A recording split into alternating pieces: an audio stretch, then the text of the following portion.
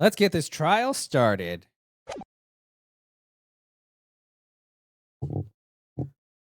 Yes, yes. Antechamber. It's an old familiar feeling again. The crushing pressure of this historic courthouse.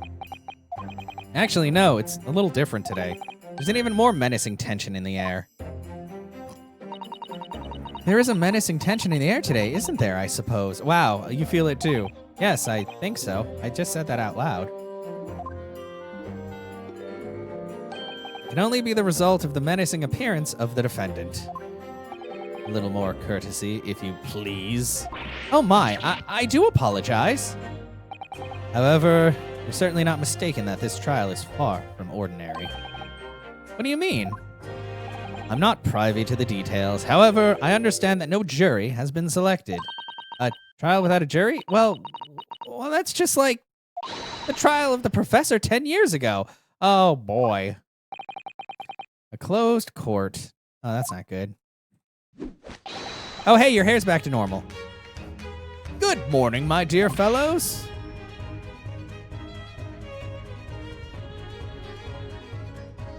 Mr. Sholmes! Have you made note of my hair, Mr. Naruhodo? An outright victory for science, you must agree. To be perfectly honest, so much happened yesterday that, well, I completely forgot about your little hair problem. Ha! What to one man is a little hair problem is to another a day of drinking dubious potion after dubious potion. You have no idea how my stomach ails me this morning. Well, oh dear, how awful for you.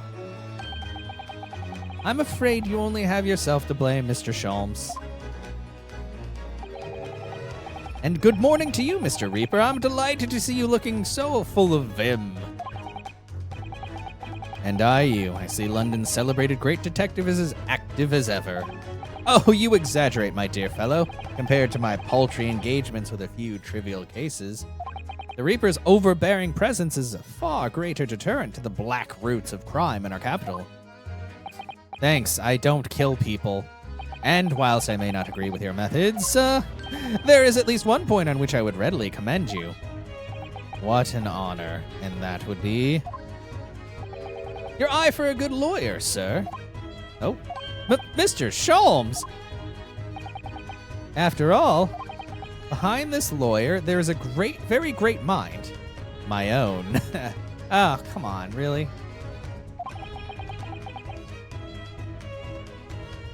What are you trying to say? I wish only to say that you should be prepared for quite a trial, Mr. Reaper. Okay, that sounds ominous. Sorry to barge in. Oh! Hi, Gina. Gina! What's that on her arm? It's a mourning band, I suppose. Oh. Father, shouldn't you be at the symposium? It's been postponed, so I have some free time. I decided to come along with the police inspector to see our country's up-and-coming student in action. I shall be very interested to see the fruits of your studies over the past year. Wow, there's not a lot of pressure in this case, where both my best friend, who is prosecuting against me, and my friend's dad, who is a well-known dude in many circles, are just like, hey, we gotta see if you're doing good. Well, it's an honor to have you here. Let's hope there are some fruits to see. Otto? Oh, yes, Gina? Why do you agree to this then, eh? Why do you take him on? This Reaper bloke, everyone says it was him what killed the boss. I'm sorry, Gina, but I don't believe that. Well, if it weren't him, who was it? Well, we're gonna find that out. That's the whole point of this. Yeah, I don't know that yet.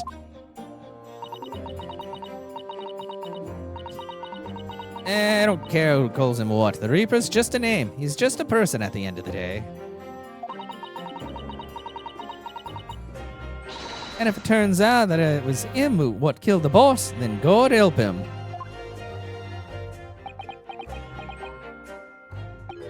Fiery eyes indeed.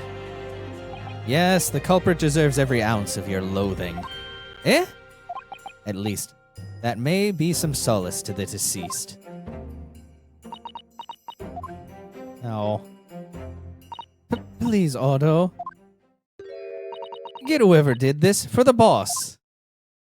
Oh, Gina. I hate feeling this useless, but there's nothing I can do. So you've got to find who done this and make the wretch pay. Okay. Counsel for the defense and the defendant. Court will be in session shortly. Make your way to the courtroom at once. All right, then. Here we go. Here we go. It's time, Mr. Naruhodo. Lord Van Zeeks. Actually, I want to check something. Is there something on the backside of this? Oh, no. This is just a picture. Okay. I think we've already looked at everything. So it's time to start this up.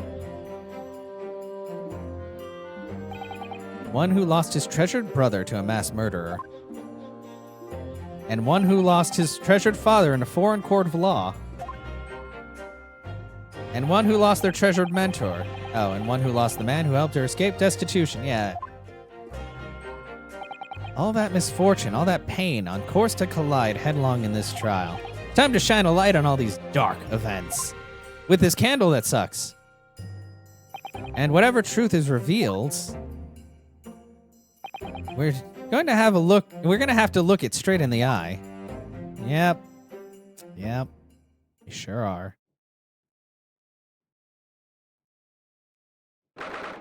All right.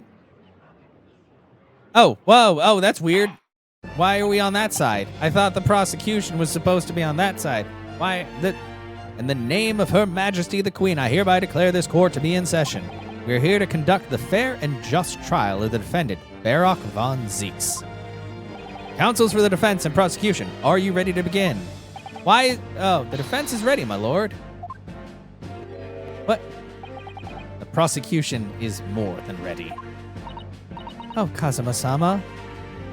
I've been wishing to see you in court again for so long, it feels, but not like this. Yeah, exactly. Never thought I'd be facing you behind the prosecution's bench. So-called Reaper of the Bailey has been a scourge like no other, undermining Her Majesty's justice system. Today, we must uncover the truth behind this scourge. In other words, this trial is going to be a lot more far-reaching than Inspector Gregson's murder. The truth revealed by these proceedings may have unpredictable repercussions through the judiciary. Accordingly, they are to be conducted as a closed trial with no members of the public present, by Her Majesty's direct orders. How will that work, my lord? The burden of all arbitration and adjudication falls on my shoulders. Therefore, as you will see, the juror's bench shall remain vacant today. Okay. If no members of the public are present, might I ask who is currently occupying the gallery, my lord? They are members of the judiciary here to witness proceedings and ensure an equitable trial. Members of the judiciary? Oh my, this is a very unusual trial already. There is, of course, another unprecedented aspect to these proceedings on which I must elaborate. The counsels for the prosecution and the defense are both aliens of Great Britain. Cool, thanks. I believe it takes an outsider to see the truth sometimes. And as I stand here in this courtroom now, I'm quite certain. This is the reason why I had to come to Britain. Kazuma? Well, whatever. Very well, let us commence proceedings. Prosecutor Asagi, your opening statement, if you please. Certainly, my lord. The incident took place on the 1st of November just after 5 o'clock in the afternoon. The location was a building of flats on Fresno Street on the outskirts of the city. The victim's body was discovered there in an old single-room rental property. Yes, Inspector Tobias Gregson, name known very well indeed in this court. Not least for his miraculous resolution of one of this country's grimmest cases 10 years ago. The Professor case. How sure are you about the time of the incident? Several witnesses on the street outside heard the gunshot and have reported all at the same time. Yes, that's what Gina told us too. There were a number of witnesses.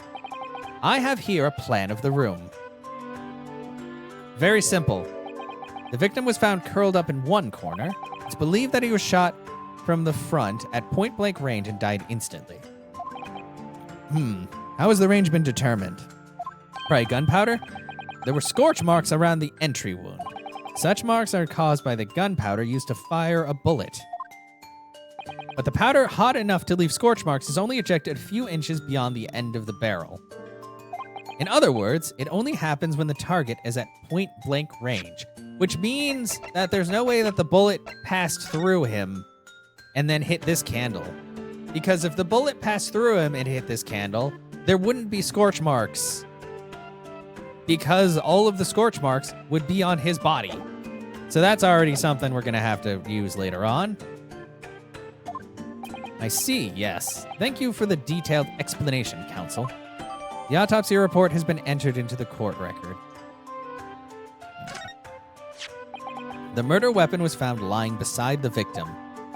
And have you managed to ascertain the owner of this firearm? No, my lord, not conclusively. Bravo, Kazuma-sama, for not trying to use the gun as evidence when its provenance can't be proven. Furthermore, my lord, as I've explained, the revolver was fired at extremely close range. The bullet passed through the victim and struck the wall behind him. There is a candelabrum mounted on that wall, and the tip of one of the candles was found to have been blown off by the projectile. We noticed that too, didn't we? Yes, that's right. Thank you for the thorough report, Counsel. The setting of the crime is clear to me. You will submit the plan of the crime scene as evidence, please. As you wish, my lord. Crime scene floor plan has been entered. Okay, first things first, I should probably check immediately the autopsy report. Victim. Oh, by Maria Gori. Oh, that's the apprentice, isn't it? Oh. Age 45, nationality British, time of death. It doesn't say, but he did say 5. Cause of death. Victim was shot in the chest at close range from the front, resulting in instant death. Scorch marks at point of entry. The bullet exited the body from behind.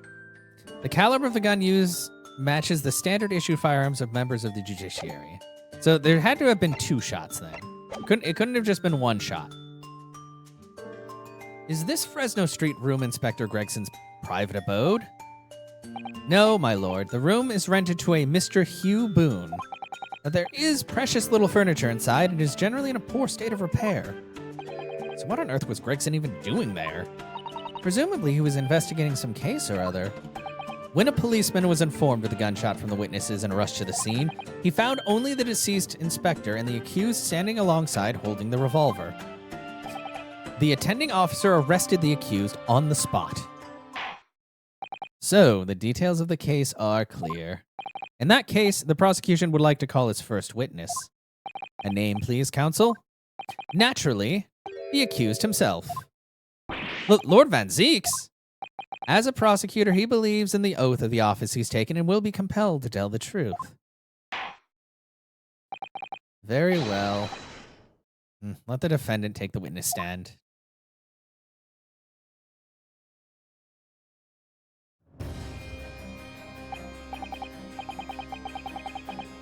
So, witness, state your name and occupation in court. Barak Van Zeeks, Old Bailey prosecutor. I presume, Lord Van Zeeks, that you heard Prosecutor Asagi's opening premise. I did. It is alleged that you were found at the scene of the crime and that you were arrested by the arriving police officer. Can you confirm this? Yes, my lord. But I'm sure the court would like to hear you explain some things away. Namely, why you were there in the room on Fresno Street at the time in question, and what exactly took place. I intend to explain nothing. Nothing. I will simply tell the truth. I must say, Lord Van Zeeks, I never imagined this day would come. Or rather, I didn't want to imagine it would come. But since you became known as the Reaper, a part of me has been dreading it. Well, I mean, it wasn't my fault. You guys are the ones who gave me that. Your formal testimony, then, witness.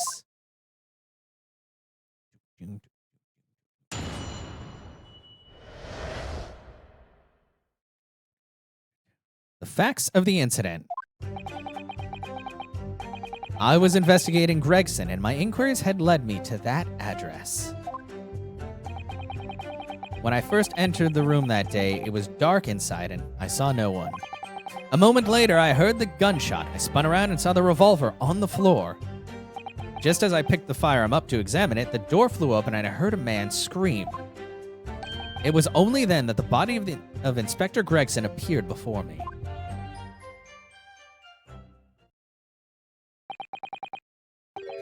That testimony was the whole truth. It was. So, you heard a shot being fired in a room with no living occupants, and moments later, a corpse somehow appeared before your eyes. Is that it? You're right. You haven't explained away anything. In fact, that would barely qualify as an excuse. No, the first shot was to lure him into the room. The first shot was directly at the candle. The second shot was the shot that actually did the murder and then just put Mr. Gregson in there.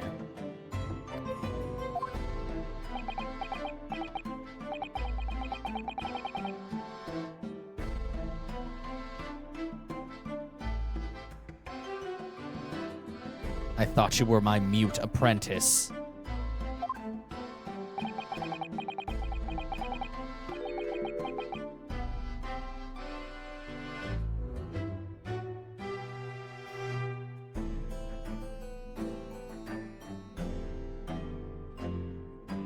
And yet it turns out you have a way with words, Prosecutor Asagi.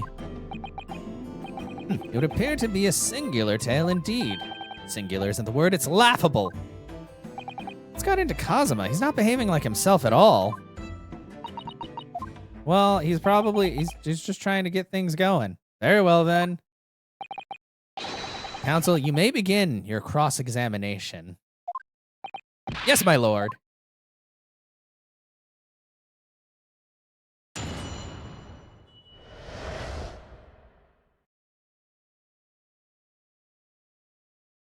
Boom, boom, bada, boom. The facts of the incident. Hold it! Press. You're investigating the inspector? What on earth for? I'm not at liberty to say. Sorry? I'd identified a distinct possibility that Gregson was involved in a case I was investigating. Regrettably, though, he was killed before I could secure the proof I needed. Is the court to understand, then, that on the day in question, you followed the victim to the scene? No, I was privy to his movements in advance. How? I can't tell you that. I stole into his office in the yard and consulted his diary. The address on Fresno Street was noted in the 5 p.m. entry. You illegally entered the man's office? In Japan, that alone would constitute a very serious offense. As it does in Great Britain, I assure you. Is that not the case, Lord Van Zeeks? I was aware of the possible consequences. So in summary, you were investigating the victim, and yet you refused to tell the court why. I literally can't. I didn't realize British prosecutors enjoyed such freedom to choose what to divulge under oath. Ugh, why did I ever think I could defend this man? What? Shut up. Hold it! Okay. Had you ever been to the address before? No, never. I only learned of the place as a result of my investigations into Gregson's activities. There was no light inside when I entered, so it was all but impossible to make out anything. But at 5 p.m., the sun would have only just gone down. It would have still been reasonably light outside. The room has a window, but it was boarded shut. Very little light found its way into the room from the outside, so it was extremely murky inside. I wouldn't have noticed if the victim was already lying on the floor. Which, okay, he might have already been there, and that gunshot was just to, I don't know. There was no artificial light in the room, you say? You're quite sure? I'm quite sure. In the part of the room where the body was found, it was very dark. Oh, but there were candles. I have a feeling there was a small oil lamp burning on the desk, though I couldn't say for certain. Look, Mr. Naruhodo. Yeah, the candles. There is a, yeah, I know, and I remember, there's an oil lamp on it, as well as the framed photograph, and also the candelabra. When I entered the room, I closed the door behind me and started towards the desk to investigate. And what did you find? Nothing. I never actually reached the desk. moment later, I heard a gunshot and spun around and saw the revolver on the floor. Okay, yeah, weird. Saw that. So who fired the gun? I have no idea. I didn't see anybody else in the room. But you say it was very dark in there. Yes, that's right. All I can tell you is I didn't sense another's presence. Ah, then could it be that the gunshot actually originated from somewhere outside the room? No, that's out of the question. Oh, without doubt, the sound emanated from inside the room. I could smell the gunpowder. Ugh, this is going from bad to worse. And you say that's the point at which you noticed the revolver on the floor? Correct. And I foolishly picked it up. That was carelessness on my part.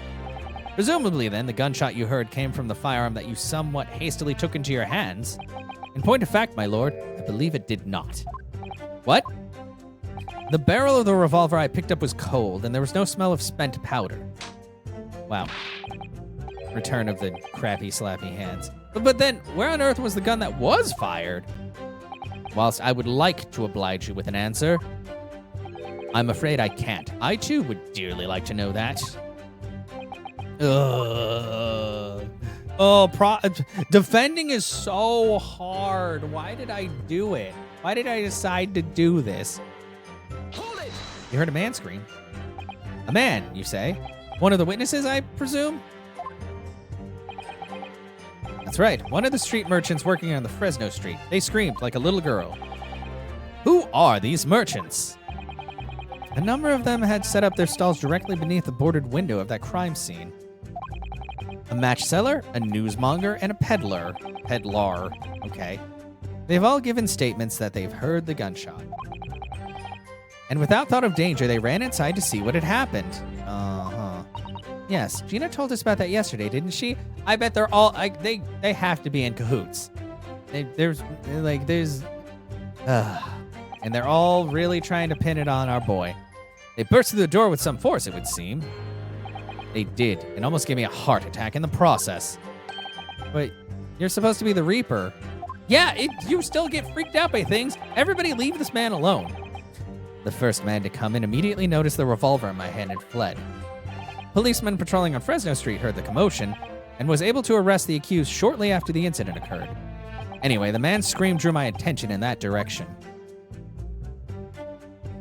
It was only then the body... Okay. What do you mean by that? In what way did the body appear? I mean, I was about to say, for somebody who just got shot, there really wasn't a lot of blood. Oh, that's to do with missing.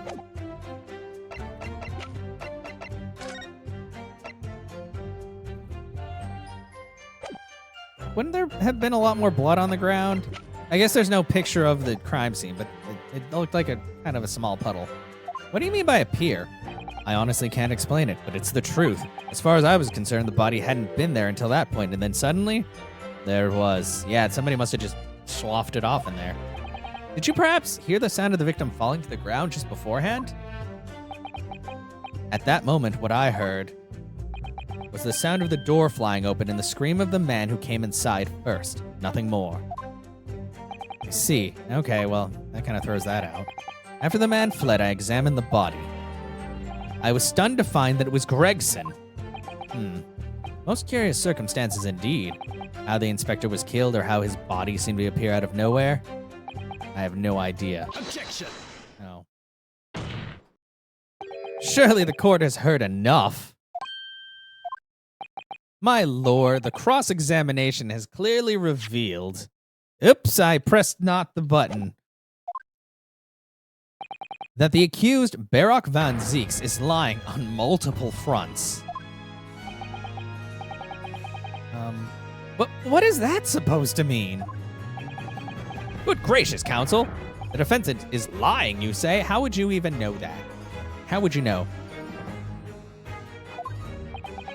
In his testimony just now, he claims that he failed to notice the victim's body because the room was dark. That's correct. No, that's impossible. As proven by this candelabrum. How does that prove anything? If you examine the tip of the long candle, you can see it has been blown off by a powerful impact.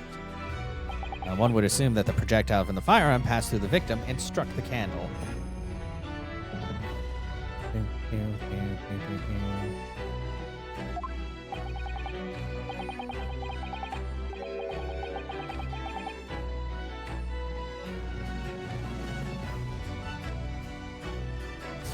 Problem comes when you consider the other two candles, which are clearly of different length. Yes, I can see that only the candle that appears to have been struck by the bullet is long. We could reasonably expect someone to have lit all three candles together, which begs the question of why only one has ended up longer than the others. I don't know, maybe somebody lit those two and then blew it away to make it look like it had been lit to throw our boy under the bus.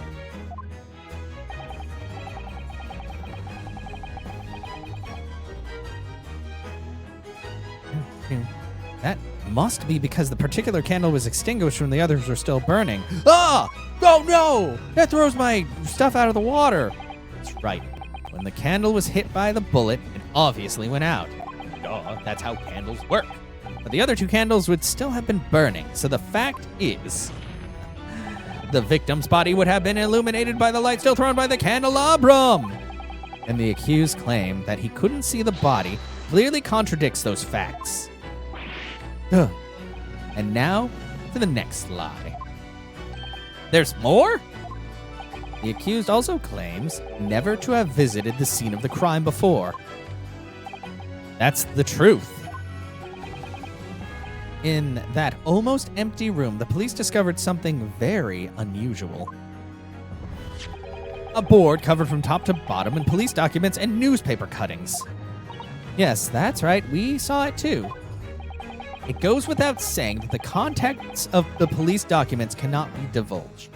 However, they included a number of reports from various historical cases. The oldest of which was from 10 years ago. 10 years ago? This is starting to sound familiar. Why is everything from 10 years ago?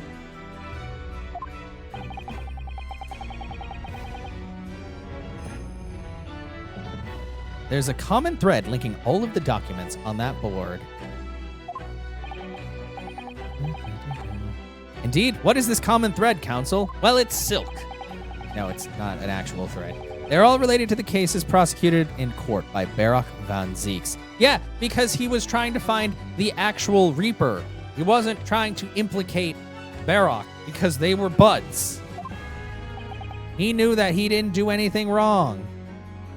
All of them? And furthermore, all those cases are ones in which the defendant was acquitted. Good Lord! Interestingly, none of those defendants are alive today. Because all of them have been sent to their graves by the Reaper, who isn't him. Ah! Oh no. In short, that dingy little room, or dingy I guess, is the Reaper's secret hideout and his base of operations. The Reaper's hideout? And yet, the Reaper would claim never to have been to his own secret hideout? No one would believe that. No, the truth is we've been looking at this backwards. Backwards? Well, explain, Counsel. Well, you see, the events... Inspector Gregson was investigating the identity of the Reaper. When he discovered the location of the man's secret hideout, he was killed. Yeah, exactly. And as I'm sure everyone can imagine, by the Reaper's hand. It doesn't mean it's him, yeah. What? What? No, that's dumb. Stop acting surprised. We know it's not true. Stop acting like he actually made sense. Ugh.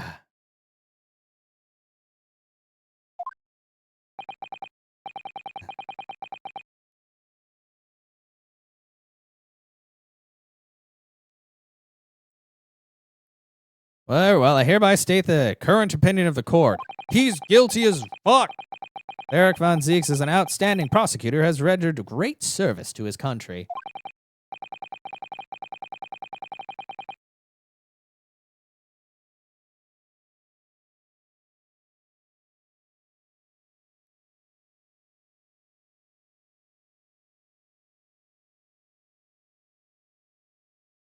However, it is with deep regret that I must concur with Prosecutor Asaki's contention that the defendant's testimony exhibits a number of stark inconsistencies with the known facts. Of course you would say that. All I have done is state the truth as I know it. Cousin has done a brilliant job as ever. He's drawing on his experience as a defense attorney to build his prosecution case, and it's formidable. Well, yeah, no, exactly. Counsel, you will submit the board that you just showed the court as evidence. Am I actually going to see that? I believe it to be fundamental in establishing the facts surrounding the Reaper's existence. Got it. Thank you, my lord. Notice board has been entered into the court record. Freestanding notice board completely covered in notes and articles relating to the victims of the Reaper the Bailey. He was trying to make it so that his boy, we know that it's all connected. The professor cases and the Reaper cases. We just have to get that common thread. And now the prosecution would like to call out new witnesses to the stand. Witnesses who saw events unfold on the day in question. They were mentioned in the previous testimony too, if you remember. Yes, the street sellers who heard the gunshot and went running into the room. Very well. Lead the witnesses in. The defendant may step down from the witness stand. Certainly, my lord. Oh boy, I feel like this is going to be some bullshit. Oh, I already hate. Oh, it's him. It's that guy. I can't remember. Oh, God. He was from a few cases ago. I don't remember what the hell he did, but he's also just constantly cold. So, witnesses, state your names and occupations for the court. Oh, Beppo. Yeah. I hate him. Names we don't use names. Far too fancy for like us. I hate him. We're just free and easy. Sell what we like, live where we want to live. Give all a vacant stare, then we'll walk down to Fresno and spit a few words into a verse for them. Ah, would I be right in assuming that all three of you make your living by selling wares on the street and being weird? Yeah, everybody calls me gossip. I sell jaunty little tidbits to pass by, you know? How do you talk with that lip? Jaunty little tidbits? Gotta absolutely smash it for you, sir. Right up your guinea, it is. Guinnell. 6 pence is the price, not a penny less. No, wait, you're actually trying to sell it to me now? Oh, come on, sir. Don't tell me you're not interested. Try the man. Give him the money and see what it is. What are you We're in a courtroom. Everybody stop. Pay the man, counsel. Are you kidding me? Judge, you pay him. You're probably making money. All right. 6 pence it is. You won't forget it, sir. Now, get your listening ears on. Just between us, young couple on Slate Street have just had twins. I hate this man. I hate him. Is that it? No, that's not it. It's just gossip, isn't it? It wants to spread. But it's up to you and your mouth, of course. Got more, you know. Want another juicy one? 6 pence a piece, as if you're curious. No! I am curious, yes, about what's going on under that fat bottom lip of yours. Wow. Namely, that unusual bruise or whatever it is poking out from under your collar. Yeah, have you been strangled by someone? What about the next witness, then? What name do you go by, and what do you sell? Flower girl? Soap girl? Girl? Me, I'm Venus. That's what everyone calls me. Funny, innit? Firecrackers? I sell these lovely little fireworks to all the local school kids. Oh boy. 6 pence a pop. What do you say? No. You're about to use that up. You weren't exaggerating with little. Do they actually sell? Oh, yeah. The second years can't get enough of my Venus firecrackers, especially when I tell them that they get 100. If they get 100, they could blow up the school. Ugh. Not the most savory of ideas, young lady. What do you say then, eh? Want to part with 6 pence for a pop? No. Wait, what? You want me to buy one? Tell you what, I'll let you in on a little secret. Get 100. No, you can blow up the whole court. Try the woman. No! Everybody! Okay, this is the shit. This is so annoying, this stupid gag. Stop wasting my fucking time. I'll buy one. Yeah, all the stuff. Here you go. Oh, 600 pence. I don't want that. 600? No, I'm not buying that. It's 100 of my regular fireworks. Nothing little about it, is there? There'd be nothing about it. The punishment if I blew up the Old Bailey. Get to the point. I have a Venus firecracker. What sort of bang could it make? I don't know, the kind of bang that could possibly distract someone? And the last witness. What name do you go by and what do you sell? I'm a thinker, me. I think all sorts of thoughts. I think, therefore I am. I am, therefore I think. I think. Because I stand here on the street watching the world go about me. They call me the observator. Get out of it, old man. Everybody calls you Sandwich, and you know it. So, you don't actually sell anything. Problem shared, problem halved, as they say. I give advice, I do, and I think what it means. I don't actually sell anything, no, come to think of it. Pity. No more purchases today, please. Well, we have quite a cast here, it seems. Conduct their business on Fresno Street from morning until night, my lord. And always in the same place, directly adjacent to the crime scene. I see. Thus, I heard a gunshot, I suppose. Not only that, but they were very bravely ran inside to see what was going on and witnessed the crime. Well, I'll be beggared, I thought, just between us. Venus de Milo, what am I to do? What a terrible thing I saw. What I think is, if all what we see is light and shadow playing with our eyes, is that even real? Wow, every one of these sounds super trustworthy. Very well. Court will now hear the formal testimony of these three witnesses now. You will describe in detail what you witnessed and heard at the time of the incident, and don't sell anything else. I'm serious.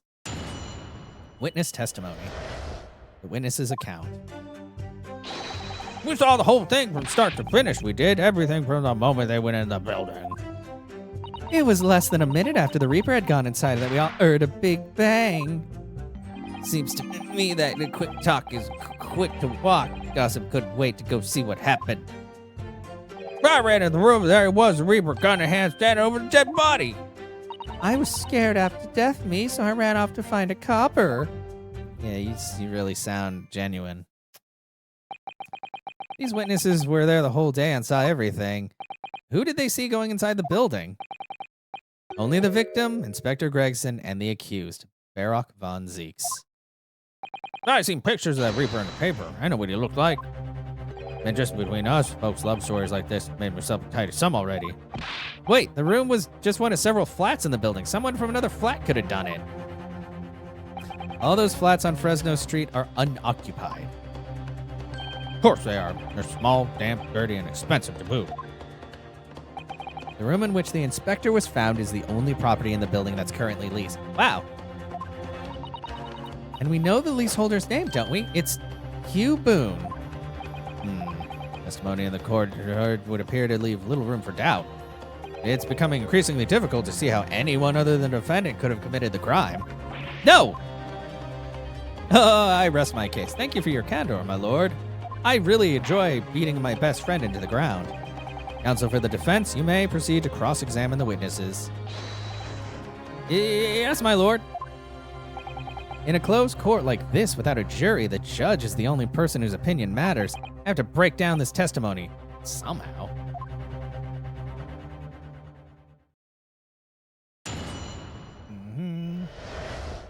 Witness's account. We saw the whole... Yeah, okay, we already... I don't want to present anything. I want to look at stuff, like the big old firecracker.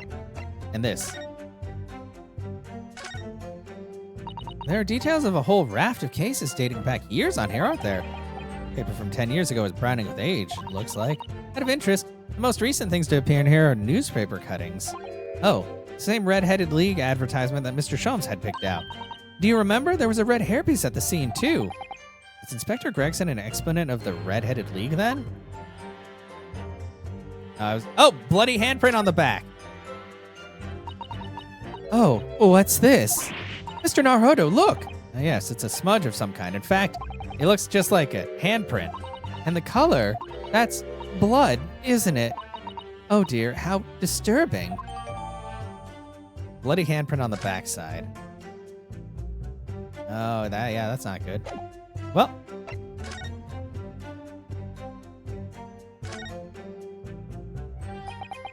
Have you had an idea, Mr. Naruhodo? The string of fireworks? Sorry, it's just that it's the Venus special. I was wondering what 600 pence worth of fireworks would sound like. Shall we find out? What? But, she said it could blow up the courtroom. Bang! All right, that was a fairly sizable bang. My ears are still ringing, Mr. Naruhodo. It sounded almost exactly like a gunshot. Yep. Yep. Knew it was coming. But actually, I should probably press the first statement because that's a very bold statement. When you say they, who do you mean exactly? Inspector Gregson and the defendant, Lord Van Zeeks? I suppose so, but I suppose don't know the names of the high and mighty. I'll tell you one thing, it was the old Reaper that went in last, that's for sure. Yeah, well, you worked from home, so you're playing Stellar Blade while preparing. Oh, breakfast? Wait, breakfast? It's 6 o'clock in the evening. Just behind Inspector Gregson. Did they arrive at the same time as each other? No, not at all. The first fellow must have gone inside a good 15 minutes before we heard a gunshot. You know, if you keep playing with your lip like that, it's never going to stop being fat. You know what she said? Yeah, what the hell? Mal. Oh, just breakfast food. But you ate, prior to this, correct? The victim arrived 15 minutes before. Are you sure about that? Sure. Doesn't seem likely that I've forgotten a fellow with bright hair like that, does it? Yeah, his hair really were red, weren't it? Redder than anything I'd ever seen. That fire red mop still perverting inside my eyelids, it is. Okay, well, as long as you had some kind of food before this, so this isn't like breakfast. Wait a minute, you're saying the man was a redhead? Actually, listening, chum, he was a redhead. He had a big trunk with him as well. But Inspector Gregson's hair isn't red, not by any stretch of the imagination, and there was no trunk in there. Seems like the person you saw wasn't in fact Inspector Gregson at all, but some other third party. They were transporting his corpse in a giant trunk. Disgusting. No, I hate to break it to you, but the witnesses are correct. What? Let's have a look at this photograph of the victim taken at the scene. No, that's not his wig, though. That's got to be somebody else's wig. Yes, that's Inspector Gregson, all right. And a red hairpiece. Ah, of course. We saw it on the floor when we investigated the scene, didn't we? Still a refused. Inspector Gregson wore a hairpiece, though. So why on earth would he have been wearing something like that? Color does seem to suit the man, one might say. Like the color of red, just because there's blood and stuff on it? Is that what you're saying, Mr. Man? The photograph will be submitted as evidence, please, counsel. Photograph of print of the victim, Inspector Gregson. His body appears to be tightly curled up, and there's a red hairpiece on his head. His body is curled up like that because they had him shoved in a briefcase. And what became of the trunk that the red-headed victim was supposedly carrying? I was informed that no trunk was found at the scene. And you don't find that in the slightest bit suspicious? So it just disappeared? What, you expect us to have been watching the building every second, do you? Well, you were standing right out in front of it, so I'd expect something. We definitely saw him in the dock going in, though. No questions about that. It was less than a minute after the Reaper had gone inside that we heard a big bang. Seems to me it was a quick to walk. Okay, that sounds like a pressable moment. But I'm gonna, first things first, I'm gonna look at this photograph in detail.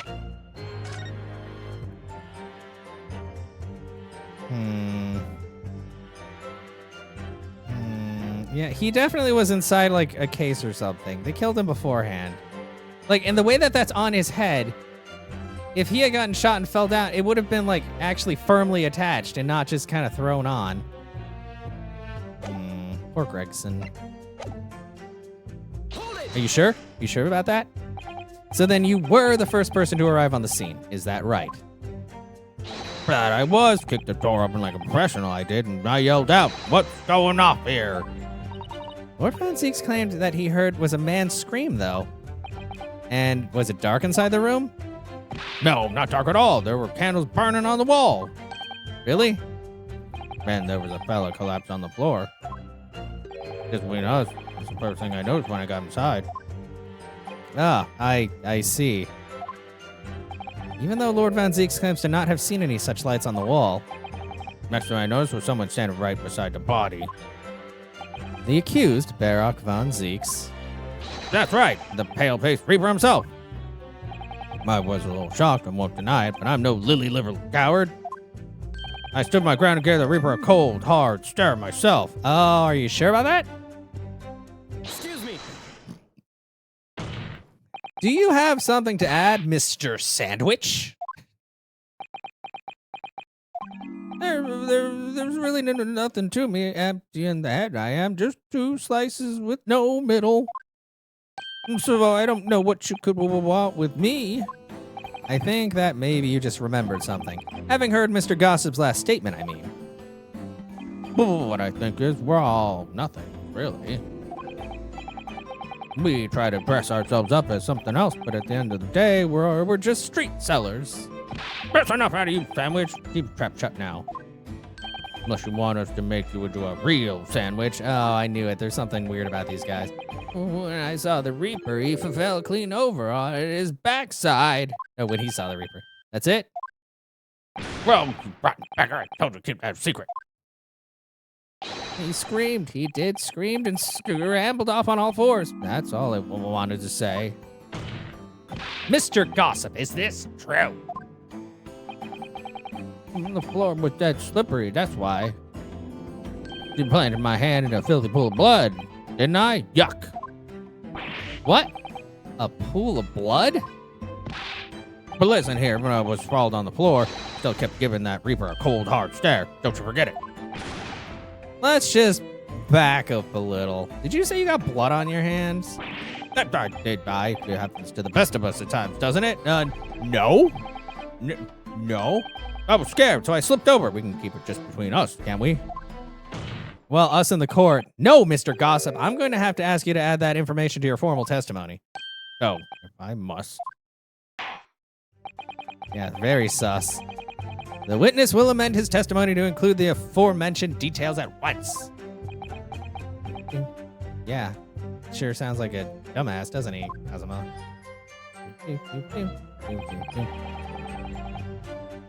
Oh, did you? You know, I just happened to look at the signboard that had a bloody handprint. Objection.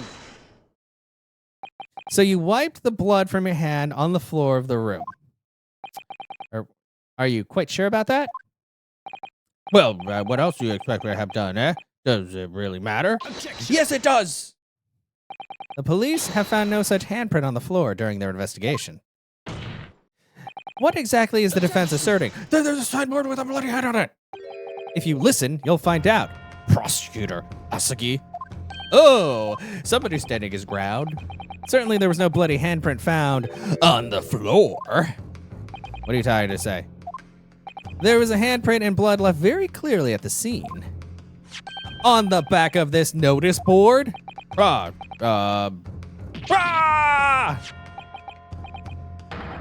Yes, indeed. Indisputably, a handprint in the distinctive color of blood. Oh, you're dead right. That's my right hand. I'd know it anywhere. I don't want to know how familiar you are with your right hand, sir. The witness very definitely testified that he wiped his hand on the floor. Any handprints on the back of the board are irrelevant. But it's because he lied. He was scared and screwed up. Not if the board itself had fallen over onto the floor. In that case, it's quite possible for the witness's handprint to have ended up there. Let's look at the floor plan of the room. Does the signboard look like it was fallen over? The notice board was in the opposite corner of the room to the victim and in an upright position. Even if it had somehow been toppled and was lying on the floor at the time, it would have been a considerable distance from the body. I fell over when I came across the body, so I was basically right next to the corpse, not on the other side of the room. In other words, the defense's assertion is contradictory. Yes, it is. Oh? What? But you're supposed to say no, it's not. There's a very definite contradiction here, for which there must be a reason. I take it you formulated a proper hypothesis, counsel? Regarding this apparent discrepancy between the witness's account and the handprint found at the scene?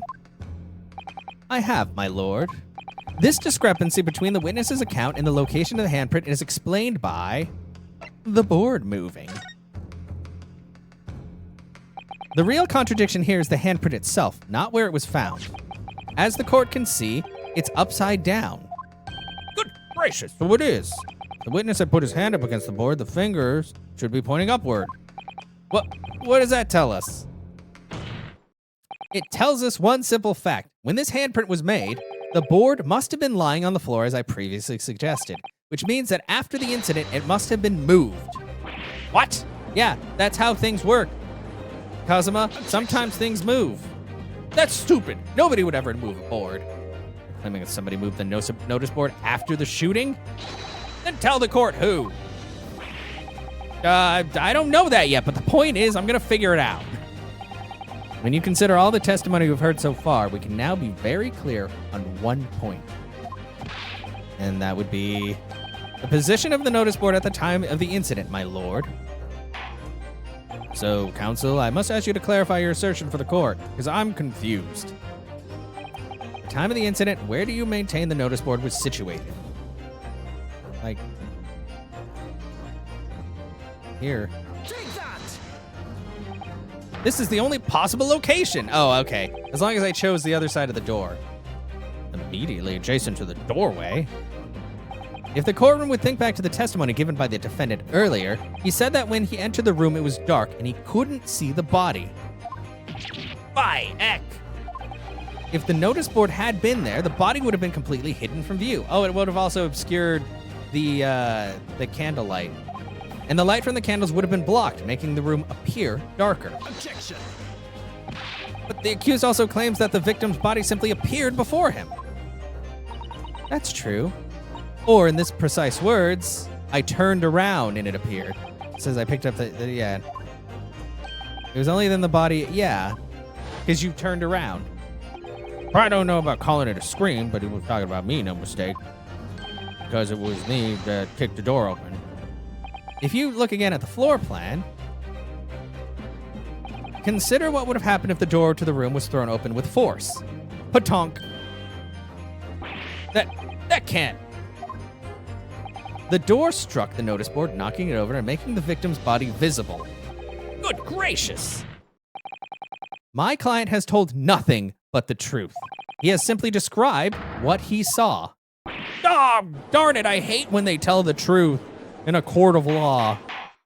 So I can't tell them that they're lying.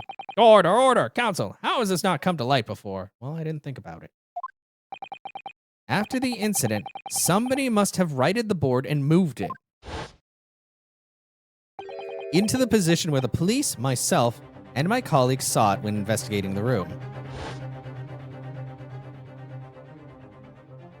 Witness, what have you to say for yourself? What? Me, my lord? You and your fellows were there at the scene before anybody else. It goes without saying that you must know something about the position of the notice board. The witnesses in the stand will testify again. You will each explain exactly what you did upon arriving at the scene of the crime. Stop looking over your glasses at me. I get the message. Yeah, do you? Do you get it, Mr. Man? The mystery of the moving board. I don't know anything about that notice board. I just wiped my hand on it, that's all. Well, don't look at me. I haven't got a clue about it. I was doing business with some second years at the time. I thought you all went in there. I don't know anything about anything. I'm just a bystander. Me, just a sign at the crossroads of life. It was that Reaper, I bet. He's got to face that screen board. I can't see how this changes anything anyway. The detective still died when we heard the gunshot. That's to be debated.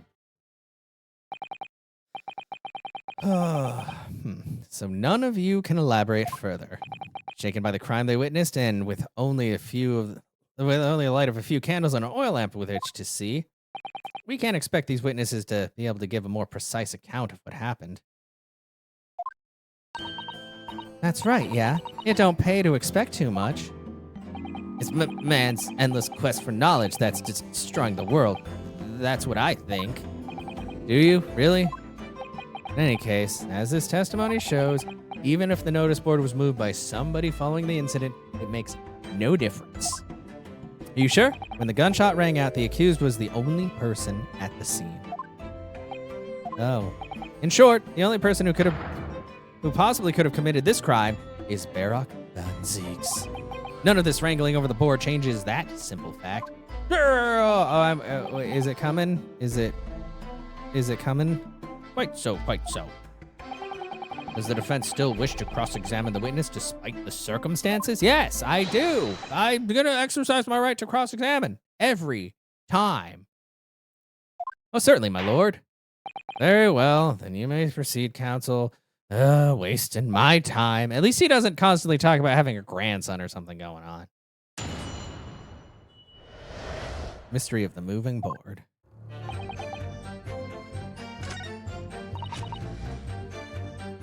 Were you though? When you say you were doing business with them, you mean you were selling them fireworks? Yeah, what else? There's the priory school just around the corner, see? Those cheeky little so-and-sos have got a plan to blow their school to kingdom come. So I've been telling on them, yeah, letting the teachers know what they're up to. Oh, you have? Yeah, wouldn't want anyone to get hurt, so I let the school know the kids are playing with dodgy toys. Then, praise the Lord, the teachers take all the fireworks off of them, and then you sell more. You're a super con artist. And then, praise the Lord again, the kids all come back to buy more. Everyone's happy, see?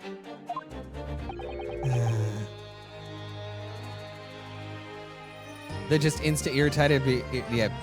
Yeah, the judge being like, I have plans. Yeah, no, and like, he's like, the judge is just such an idiot, and then they just, I don't know, like I said, like Spirit of Justice, it was rough for me, especially at the start, because they're just so dead set in their shtick, you know, and in like the slapstick comedy and the tropes.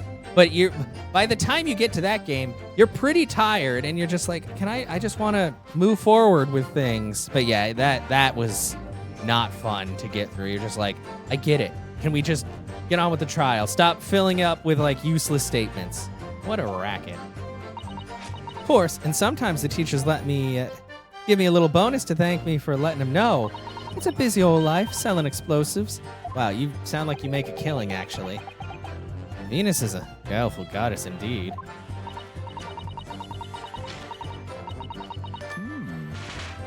Well, telling barefaced lies is kind of my thing, really. I'm ever so good at it. That's a terrible thing to say while you're on the witness stand. I might. Oh man, this old man.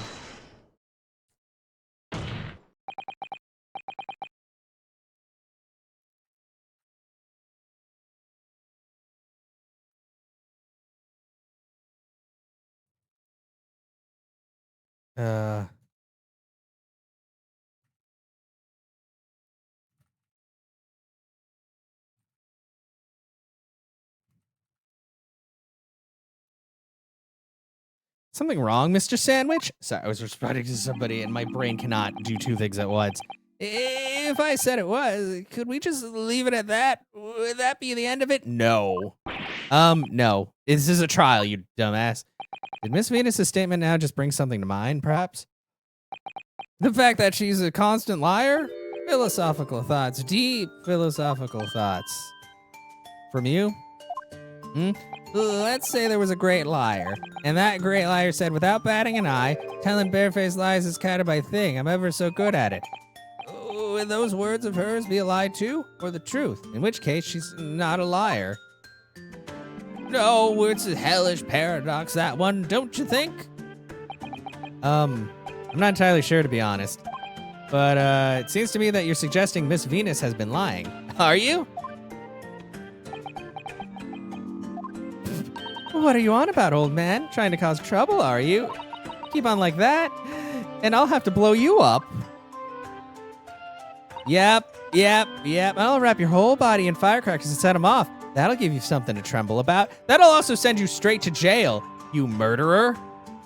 You have a startlingly disturbing mind behind that sweet and innocent face, young lady. Not the first time that's happened in a Ace Attorney game.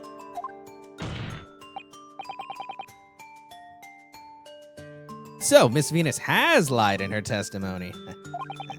Is that what you're saying, Mr. Sandwich? Well, if it means I'll be burning in hellfire for the rest of my days, so be it. Yes, that's what I'm saying. Wait, why would you burn in hellfire for telling the truth? Can you elaborate, please, sir? Old blabbermouth here, headed for the room where the gunshot seemed to come from, but there was someone else who crept up the stairs behind him, too. That's right. That rotten liar over there. Yeah, didn't all three of you go in there? Tee-hee. Oh, it's so stupid. Cool. You mean to say that you did, in fact, betake yourself to the scene of the crime after all? Well, what did I tell you, eh? I said I was good at telling barefaced lies, didn't I? You shouldn't do that in the courtroom. Yes, you mentioned it. Wow. Well, that revelation rocked the whole courtroom, didn't it? Who knew firecrackers packed such a punch? So you did indeed visit the scene of the crime, did you, young lady? Good grief. Well, now that you come to mention it, I suppose perhaps I do clearly remember climbing the stairs to the room, yeah? Either you clearly remember it, or you don't. Well, I shall consider a fitting punishment for this perjurious act later. For the time being, you will immediately amend your testimony to reflect the truth. You dumb broad? Oh, yes, my lord, of course. You can trust me not to lie after lying. Maybe I did sneak along behind gossip and have a little peek into the room where it all happened. Hold it! Yeah? You make a habit of lying, do you, Miss Venus? Well, I suppose so. I don't really know, to be fair. If you want my advice, though, I'd take everything I say with a big pinch of salt. Great! All right, but you did in fact go into the room where the victim was killed on the day in question, didn't you? Oh, please, as if I would. I can't think of anything more terrifying. You're lying again. The truth, please. Well, all right, just a bit then. I mean, a girl my age is curious about stuff, you know? Did you touch anything at the scene? Wait, a girl your age, how old are you? Like 16? I feel like she's very... Well, we don't even know. We don't know how old any of these guys are for some reason. Cool, that's helpful. Touching anything at the scene, yeah. Oh, please, as if I would. I mean, there was a dead body on the floor. The truth. I knew it. This is the new thing. Well, all right, just a bit then. I had to look and see if there's anything I could sell. So I did give the place a once-over, but it was nothing to write home about. Oh, right. Now, I hesitate to ask, but you didn't move the notice board by any chance, did you? Oh, please, shut up. The truth. It's so annoying every time. They always have to repeat it like at least 3 times. Well, all right then. I thought there might be something worth having underneath it, so I blasted the flippin' thing. Sorry, I flipped the blasted thing. You're telling us that you did move the board? I think that did slip out, didn't it? What? You damn barn pot! I don't believe it. The girl doesn't think. So, did you find anything then? Something that you might have taken, perhaps? To sell? Oh, please, I should be so... The truth, yeah, seriously. I might have found this old pocket watch under the notice board, I suppose. But a bit of junk like this can't be worth... Ah! So it was you, was it? You're the one that took it. Gina? Young lady, may I remind you where you are? That watch there. That was a present to Inspector Gregson from the yard for a big case he solved 10 years ago. Professor case, no doubt.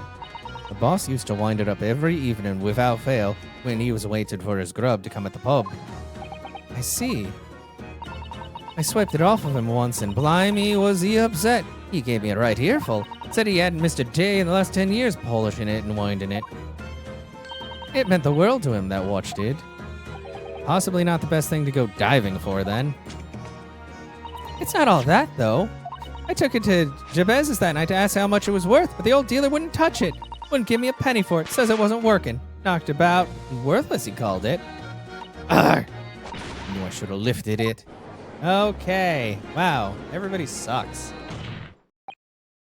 That watch must be submitted as evidence. Oh, please. Just so long as you promise to give it back when we're done. No, not a chance. I'll swipe it from you if you try to get your grubby mitts on it again, and then I'll kill you. That's enough. Hand the watch to the bailiff forthwith. Now, children, watch your manners. Good lord! The glass appears to be broken. Aw. More than likely it shattered when the inspector was shot. It doesn't tick anymore either. Which is why Jabez didn't want it. What a waste, huh? Yes, indeed. It appears to have stopped at the hour of 5.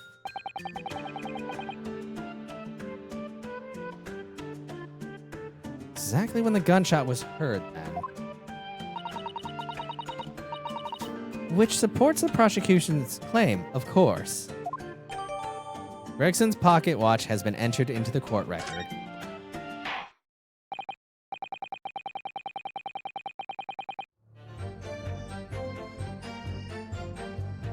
Well, it would appear that the mystery of the moving notice board has been solved, at least.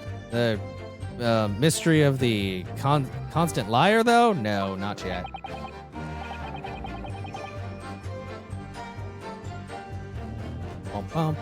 And as predicted, had a very little bearing on the case. That's what you think. Ugh, actually, I should probably look at it now that it exists. Honk. The glass over the face is really badly cracked. Look. What a shame when the inspector clearly looked after it so carefully. Imagine Mr. Sholmes could repair it, don't you? Yes, I should think so. Very adept at things like this. Useful man to have around, in fact. But kindly remember he's a great detective, Mr. Naruhodo, not an odd job man. You know what? Considering how behind on rent he seems to be half the time, I think he is an odd job man. Oh, hey, that looks familiar. Ah, there's a tiny little keyhole here. Can you see? Oh, yes, that's probably for the winder used to wind up the mechanism. Looks a little unusual, don't you think? Yes, you'd need just the right key to unwind it, I imagine. Why do I feel as though I've seen something? Something a bit like a key that's about the right size to fit in this hole. That's what she said. It would be wonderful if we had the key. Let's check carefully over what we've already found. Well, I already did. I guess I just have to... I guess I gotta look at the tip of the thing, because I didn't. Okay. Twist the head around. Twist it. I don't know. Let's take a look at it. Miss Susato, do you think perhaps this key could be the key for Inspector Gregson's watch? Oh, yes, it could be. Let's try it at once. There's not a moment to lose.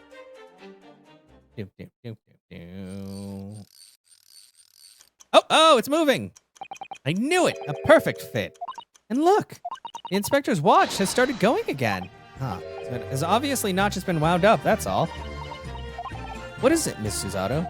Well, if the watch isn't actually broken after all, I have a feeling it could have profound implications. Just deep in thought now. Perhaps I better start thinking deeply, too. It's got something to do with the time that it stopped. Okay. Oh. Now then, continue with your cross-examination, please, counsel.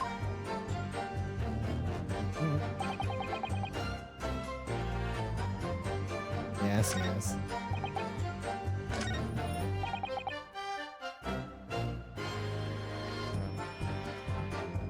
I don't hear the gunshot. Did he, though? Actually, no, because the... Wait a second.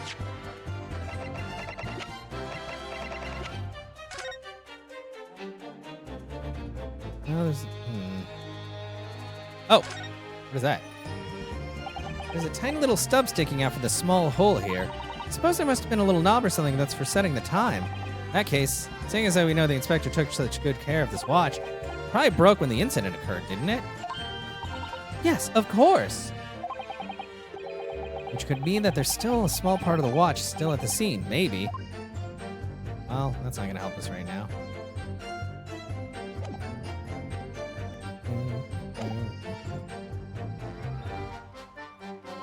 No, oh, that's what it means. He died when we heard the gunshot. But we know now that that could be untrue because the time is different. I'm afraid that's not necessarily the case. Oh? At the scene, we found this key to the winder of the inspector's pocket watch. A key? And having wound the pocket watch, we discovered that it, in fact, still works. You see, the watch didn't stop because it was broken at all. And that fact completely undermines one of the most fundamental premises on which this entire case has been built. What? Yeah.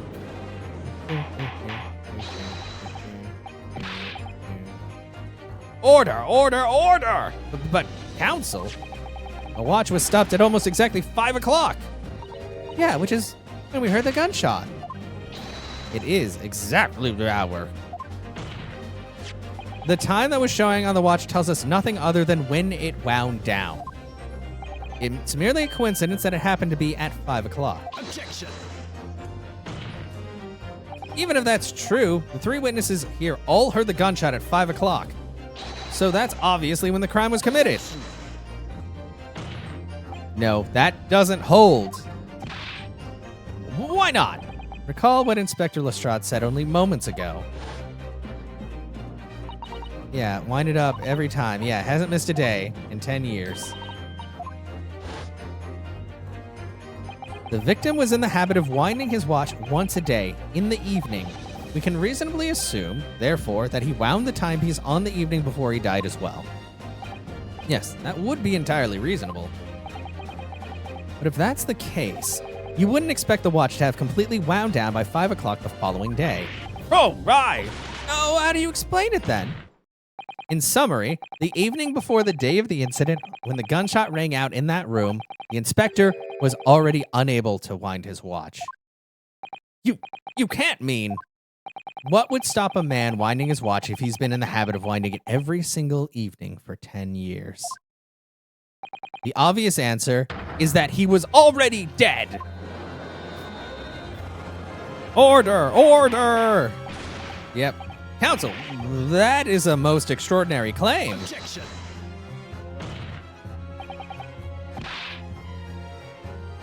Extraordinary isn't the word, it's absurd. You claim he was already dead the night before? You really think that Scotland Yard's coroner would have overlooked something like that? Ah, well, on that subject, there is something rather surprising. There's actually an omission in the coroner's report. Oh yeah, I was wondering. I was like, it didn't say the time of death. Time of death is not noted. Oh, that's right. Wait a minute, your beginning of my legs went under me when I kicked the door in.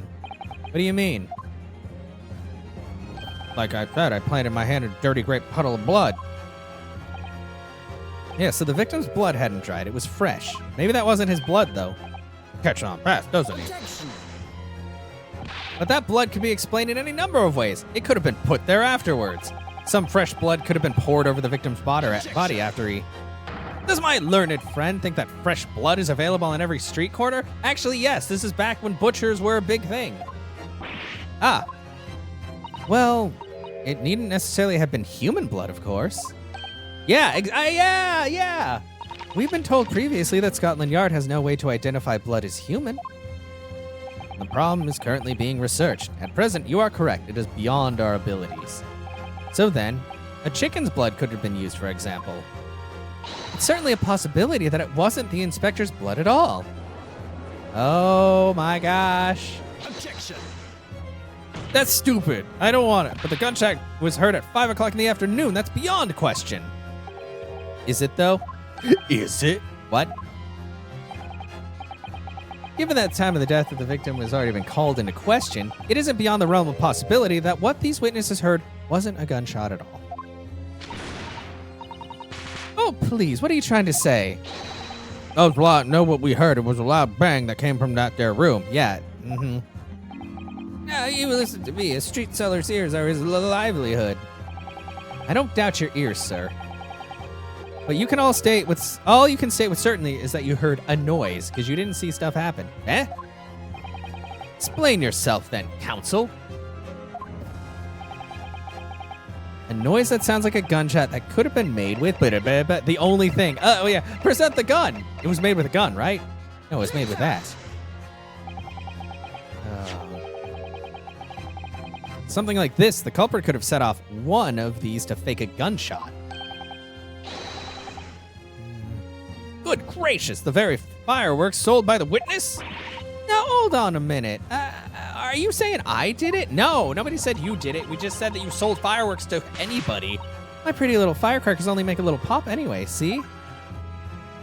Not 100 of them together. The Venus Special that you sell for 600 pennies sounds like this. Bang. As the court can now attest, it sounds very much like a gunshot, in fact. Are you trying to say that, oh God, I'm, okay. Somebody set one of those fireworks off at the scene?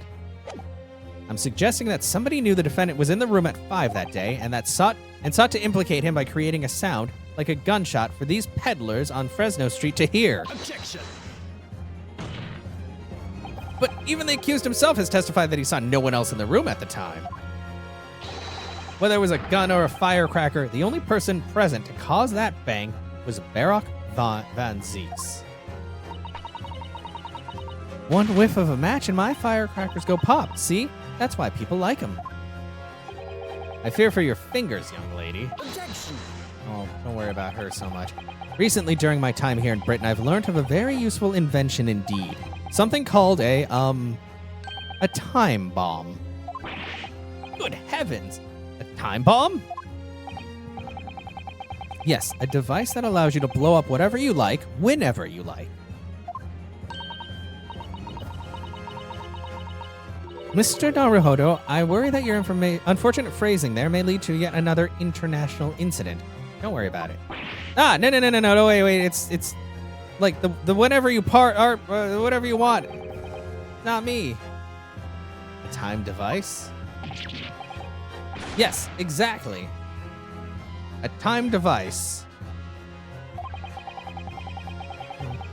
Something of that nature could have been planted at the scene. A device that was able to produce the sound of a gunshot long after the culprit had left. Oh, fair. Your extravagant claim will have to be substantiated with evidence, counsel. The candle! It's got something to do with the candles. He probably shoved it in to the candle to burn at or to explode at a certain point. What proof do you have to suggest in any way that the time device was employed to create the gunshot sound? Take that! So it was like wedged into there. As the court has already discussed, the tip of one of the candles in this candelabrum has been blown off. So it's kind of what I thought, but not. Where I thought that they had shot that like before to make it look like that was a part of the thing. But no, the scorch marks on there are from an explosion. Indeed, because it was struck by the bullet which presumably passed through the victim. I don't think that's possible, my lord. Not possible? Why? Because of the scorching. There are gunpowder scorch marks clearly visible on the broken candle. There are? Goodness, yes, yeah, it's obvious. It's not the case that there was also scorching on the victim around the bullet entry room? Wound? That's right, there was. But as we heard earlier, scorching like that only occurs when the target is at very close range, a matter of centimeters from the gun.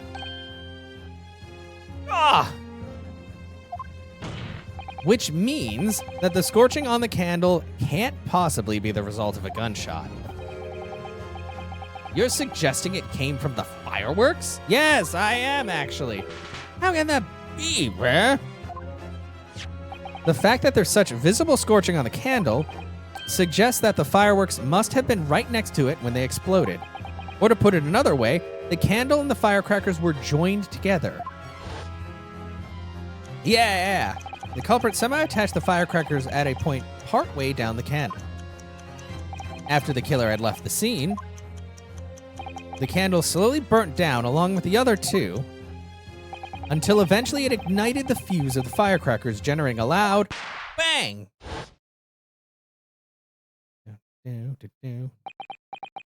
Yeah. And that is how these three witnesses came to believe they'd heard a gunshot at 5 o'clock. Well, what a plot. It sounds like you don't believe me at all, sir. This implies that the victim could have died earlier than we'd been led to believe. The previous day, even. Now, just hold your horses. All of us saw the victim go into the building, remember? I couldn't forget that flame-colored hair, even if I wanted to. The person you saw entering the building wasn't the victim at all. Consider this. Ah. Obviously, anybody can wear a wig, so the person that these witnesses saw entering the building 15 minutes before the incident occurred could easily have been someone else entirely wearing the red hairpiece. Someone else? Do you mean to say... It was the same person who contrived the firecracker trick. In other words, Inspector Gregson's killer.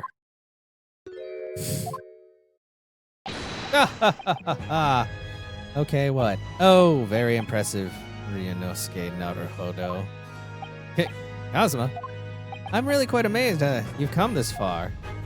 But after all, wasn't I the one who told you that you had all the makings of a great defense lawyer? I created you. I also noted the lack of the time of death in this report. A stark omission.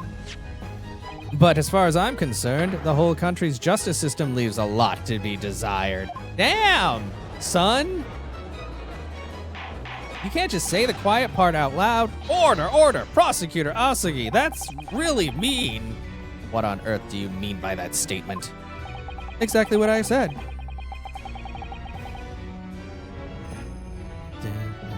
I hear that many of the leading members of Britain's judiciary are present to observe the present trial today. So we cannot allow even the slightest doubt to be overlooked. Yeah, exactly. The defense's assertion about the time of death based on the victim's stopped watch is just conjecture. But while the possibility exists that my learned friend may be correct, we have a duty to explore it. Well, certainly, I would agree with you. And what immediately comes to mind is, of course, what was Inspector Gregson doing and where did he go on the day before the incident? You know? The inspector always carries out his investigative work alone. His movements were treated as confidential within Scotland Yard. Even within the Yard? However, considering the evidence we've been presented with so far, I'd say it's fairly apparent what case the man was pursuing, wouldn't you, my learned friend? I do have a feeling about what case he might be investigating. Yes, I agree, surely. My lord, the defense believes it can explain to the court the case that was being investigated by Inspector Gregson at the time of his death. Well, then give us evidence. Yep. What evidence is suggesting the Red-Headed League article? I believe this red hairpiece points to the answer. We might assume it was a part of a disguise used to carry out an undercover investigation. Surely not. Such a brightly colored hairpiece would only serve to make the inspector more noticeable. Yes, that's quite true. It would definitely have made him stand out in the crowd. Except, that is, in a crowd of gentlemen from the Red-Headed League. The Red-Headed League? So, you had already worked it out. Yeah, wow, they're cool. What on earth is this all about? Is there such an extraordinary league of gentlemen?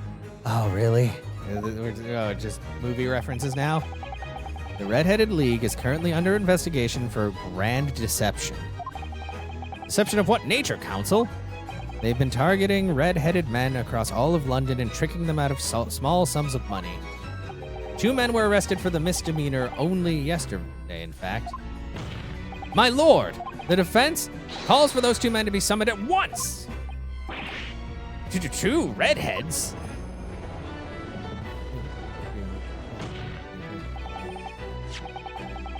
Inspector Gregson clearly infiltrated the Red-Headed League using this hairpiece. So it's very likely that he had direct contact with these criminals.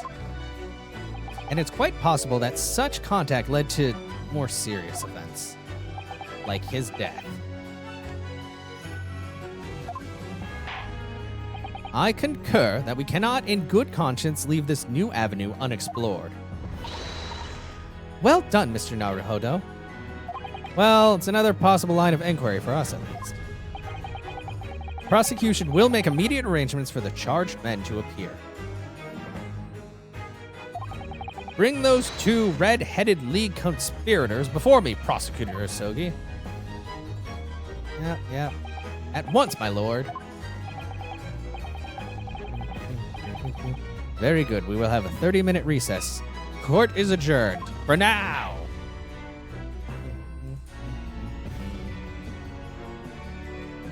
To be continued. But yeah, we're gonna... Since this is continuing, this is just gonna be one long video again. I mean, the investigative part took quite a while anyway, so... Trying to keep these videos about the same length, even if they're like feature-length films every time. Time for trial. Part 2.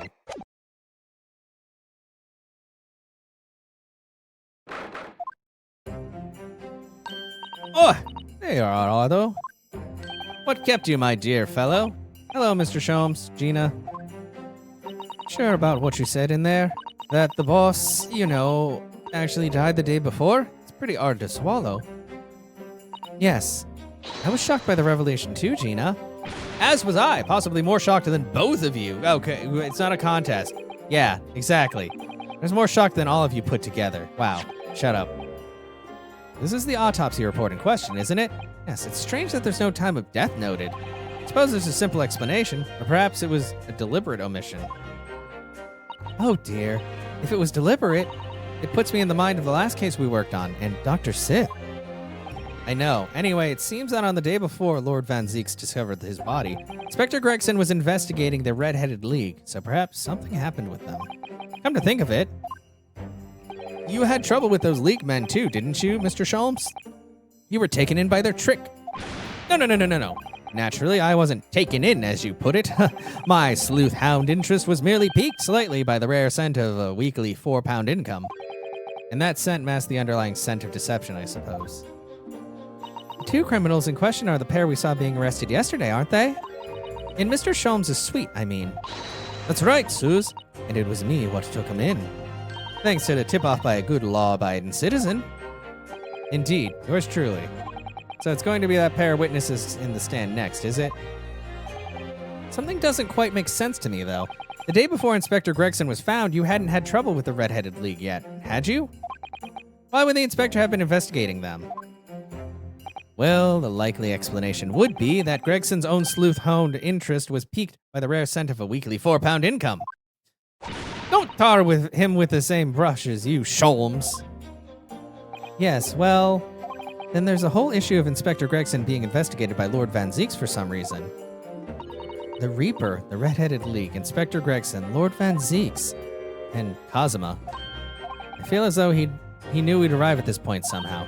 Gosh, I think you're right. He sure sounded like he was leading us to that point. What's he really trying to achieve here today? All the answers will soon be revealed. Observe the time, my dear fellow. Yeah? This recess will be over very shortly. Yes, you're right. Kazuma was determined that he should be the one to prosecute this trial, and he was determined that I should take the defense. Just what is it that he's hoping to make me see, I wonder?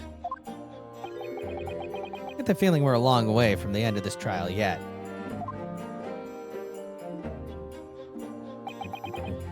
You ready then, Miss Susato?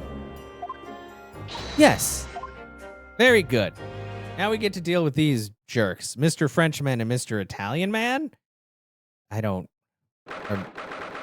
Okay, and we are. Oh, hi again, Mr. Zeeks.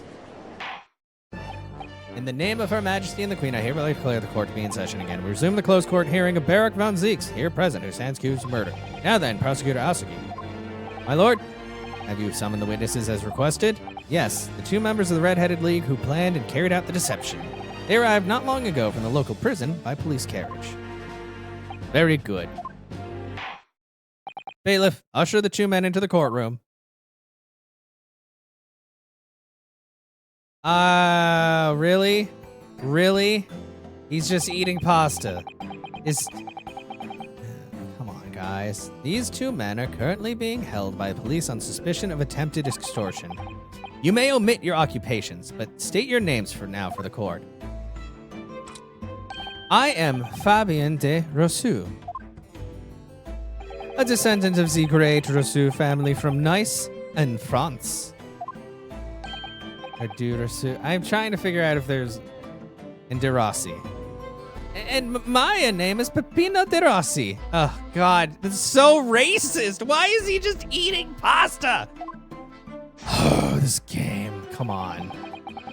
I am the third son of the great Familia de Rossi, the landowners from Napoli.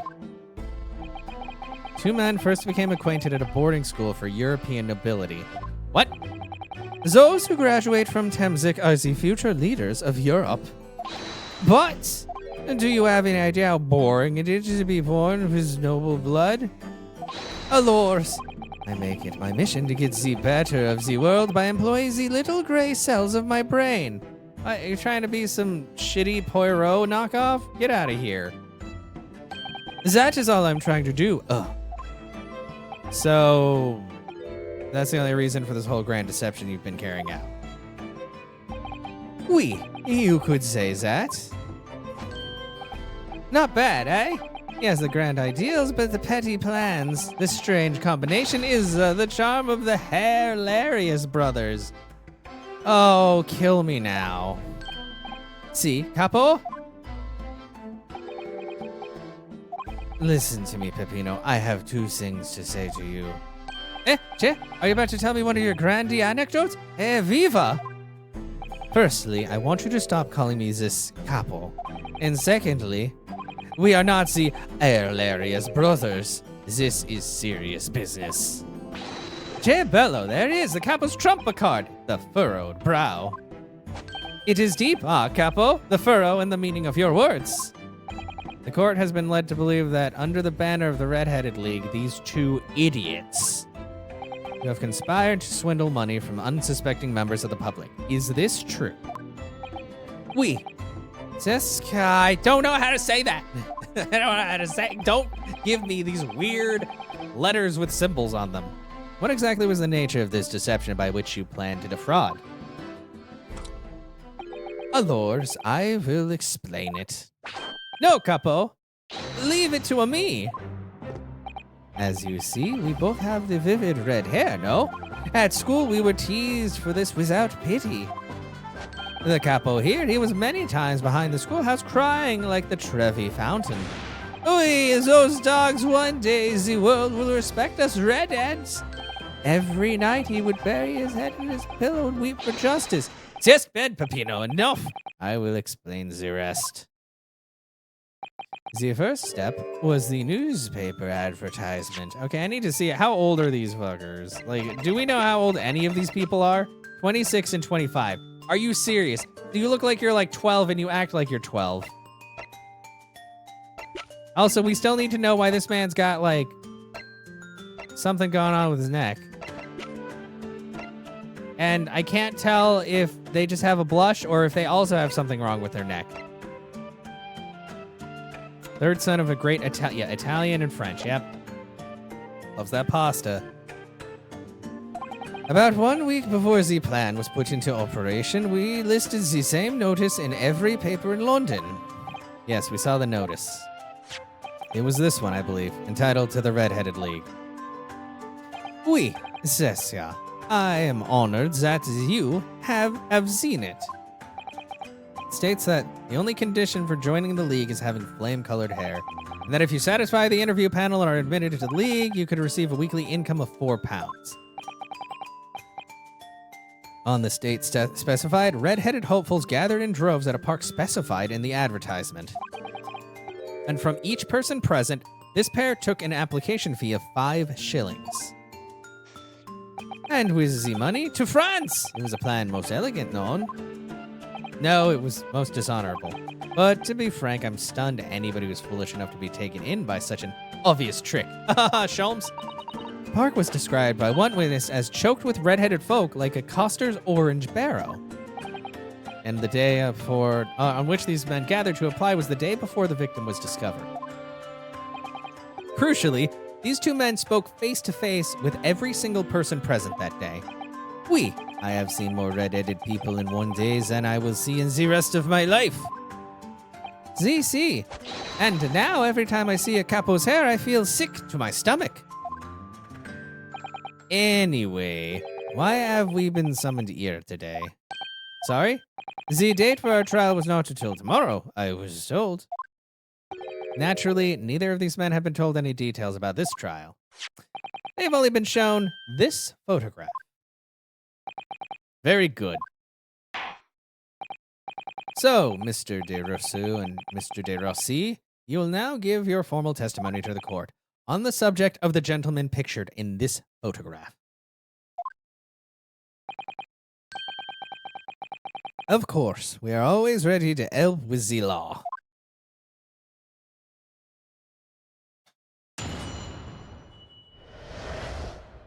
The man in the photograph. We had more than 1,000 red-headed people assemble in the park on Lime Street that day. That's 5,000 shillings is a lot, I would say. But I don't recall the man in this photograph. Aye, Capo?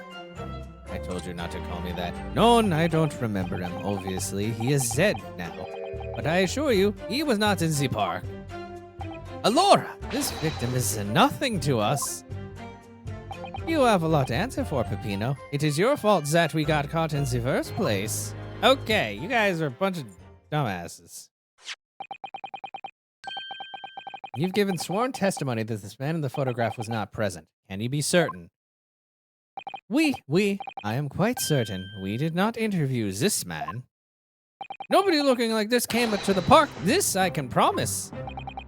See noted that you have been arrested for a grand deception, however. Accordingly, this court has little confidence in your assurances. With this attitude, we get to nowhere, huh? He's really sulking now. Please stop. This confidential document was obtained directly from Scotland Yard. It records an entry from the inspector's private diary dated the day before the incident. It reads, Lime Street, Red-Headed League, undercover. I have the answer. Maybe there was another similar event in the park on the day in question, aye? That is ridiculous. There's no question that Inspector Gregson was investigating the Red-Headed League, which means it's quite possible that's when he was killed. When there were swarms of people everywhere.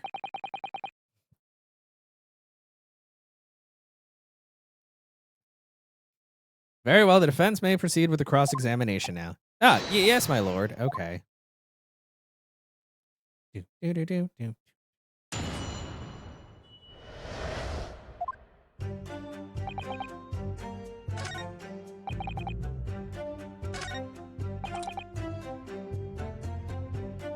How do you know he's dead? Maybe he's just sleeping. But according to what you've said, you spoke with 1,000 or more people that day. That's true. My eyes were burning by the end of the day. Surely then you can't actually remember every single face. How are you so certain that this particular man wasn't present? Normally, the red hair is very distinctive, aye? But not when you have 1,000 redheads crowding around, then it is just an eyesore. But if there was some other information you could give us, maybe we would recall. That is not the line, Peppino. Remember, we do not remember him. We are sure of that fact, oh? If there was a man with a red hairpiece, but his mustache did not match the color, then I do not think I have forgotten him. Someone said these two had only been shown that photograph and they'd been told nothing else at all. But what if I fed them just one other detail about the victim? For example, his profession. Fish and chips. I can certainly appreciate that just knowing the man had red hair wouldn't help you remember the situation. But what if I told you the man in the red hairpiece was actually a detective? The man in the photograph a detective? Yes. It would appear he found your notice in the paper suspicious and decided to investigate incognito. Sorry, but this changes nothing. Are you sure? Because that person seems to think that it changes something. Something to add, Mr. De Rossi?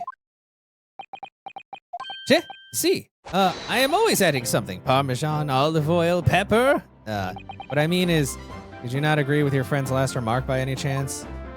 Eh? What did he just to say about the detective? Yes, that. Keep your mouth shut, Peppino. You have said enough already. But why, Capo? What is the problem? There was a man who said, I am an inspector from Scotland Yard. What? Good Lord! Yeah, oh, he is so short. He's so short. Order, order, order! Explain this volte-face in your testimony, witness. It is simple. A man who was at the park said to us that he was a... There was no such man. My die, what are you saying, Capo? Have you forgotten, He was an inspector, yeah. I have forgotten nothing. Nobody like this came to the park. Basta, Capo, basta! You beat me at many things, but not to the memory and the meals. Like I said, then it's time to eat the pasta. No one is a faster. I don't think that's something to be proud of. But you are inferior to me in every other way, so shut up. I really feel like there's something wrong with his neck. Objection. Okay, everybody stop slamming hands. Urgh! Top chart, the damage is done. Indeed it is, sir. There was a man who came to the park when he said he was an inspector from Scotland Yard. However, he looked nothing like the man in the photograph. He was someone else. How can he be so sure? Because, to start with, his face was completely different. See, this is true. See, the man who came was younger. His face was clean-shaven. His eyes were sadder. His chin was thinner. No resemblance whatsoever, then. Anyway, I was not going to be fooled. I took the obvious precaution and said to him, if you are really a detective, show us the proof. The capo here, he doesn't take a no-nonsense, But he was well prepared. He said he had identification. Identification? You mean official police inspector's identification? That is most unconvincing. Sorry, my lord. Counsel, no incognito inspector would offer his identification for inspection. Quite out of the question. Definitely. Why would he expose his true identity? Clearly, the papers were fake.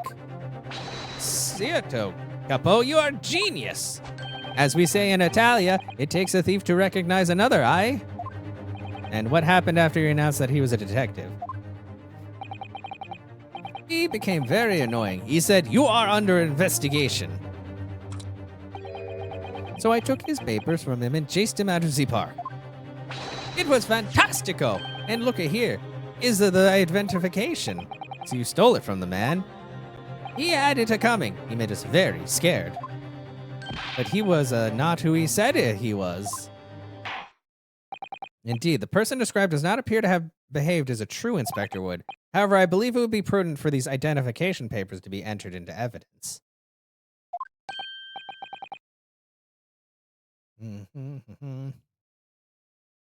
But I like them.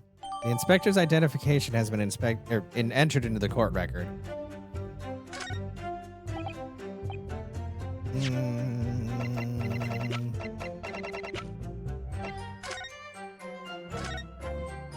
Can't find anything out of place. Oh, are you okay? Well, suppose we should see inside what this inspector's identification looks like.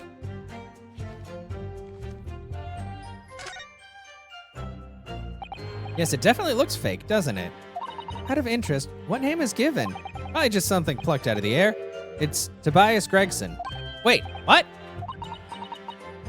This Scotland Yard insignia looks genuine to me. But how? And the department and identification number details are all correct as well. Since when have you known those? Do you mean to say... I know it seems incredible, yes. I think this is a genuine identification book issued by Scotland Yard. But that's unbelievable. This is the real thing after all? Uh-oh. Well, that's bad.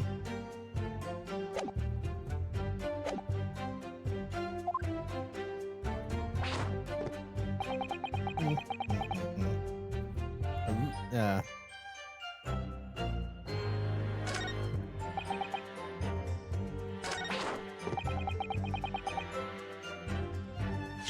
but he does have something to do with you because he turned up dead. Objection. I wonder if I could ask you to examine this identification book very closely. Miss Lestrade? Why Miss Lestrade? Well, what is your intention here, counsel? Is this really a fake or is it genuine? That's the question, which we can't answer ourselves. Objection. Don't be ridiculous. No Scotland Yard detective would allow his or her identification to be stolen. That is the boss's. No question about it. It can't be. As I suspected. The undercover detective who attended the Red-Headed League's enrollment on the day in question was the real Inspector Gregson carrying out an incognito investigation. Zut lors. Okay, well. Order! But if the boss had his identification stolen, he would have reported it straight away. I mean, he was always on me about it. If you lose summit, report it at once, he'd say. Could it be, then, that the inspector was physically unable to report it? Physically, what are you saying? He was unable to, because you're not suggesting that he was dead. Yes, it's quite possible that he was killed before he had a chance to report his identification stolen. No! And they did say there was a fresh-faced dude that showed up. Order! The defense posits that the victim was killed the day before his body was discovered at a different location. Do you two have anything to say about that? Oh, I know nothing. Nothing. Pull yourself together, Peppino. Mon Dieu, you can behave a little more like a master criminal than that, non? I don't... No, oh, God. Stop crying, Peppino, please. It's annoying. Otherwise, Loom, stop your whining and start talking. Well, I believe, oh my God. Shut up! But you will tell everything or face the worst possible outcome. You will dry your eyes and testify again, or I will, just murder you because I'm tired of your bullshit. About these identification papers and the precise circumstances under which you came by them. Okay, no, we're crying out loud. So funny.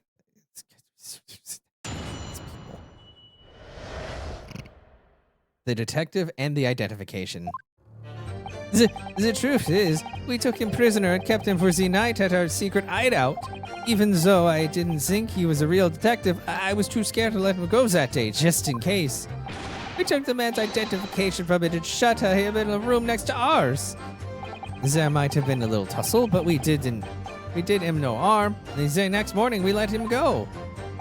He spent the night in a nice room. It was nothing like the prison, really. Okay. This is outrageous. You imprison the man?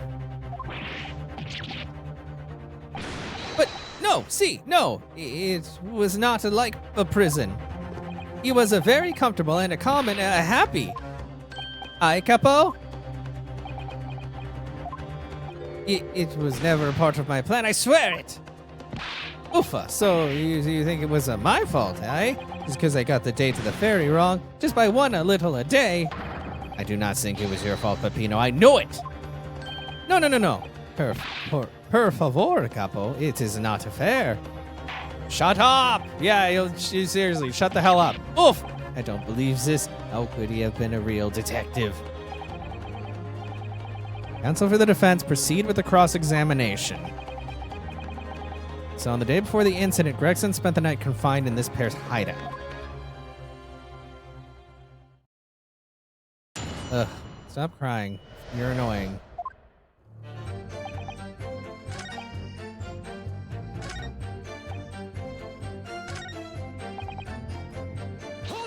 What do you mean there was a little tussle? What do you mean by a little tussle, exactly? Boff, it was nothing. Just a minor incident. The falso inspector, he was a real piece of the work, aye, Capo?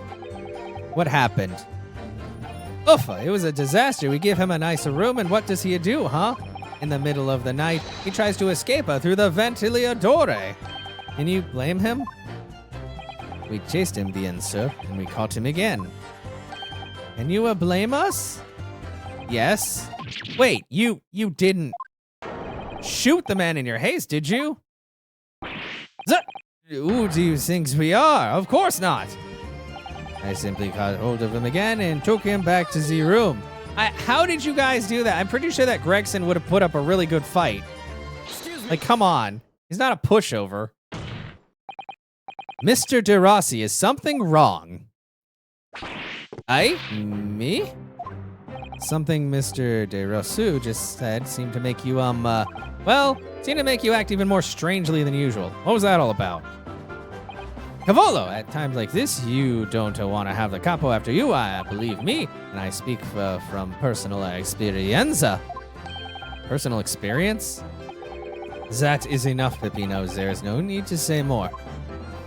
The truth is, the night before we put Red-Headed League Plan into action, I was scared.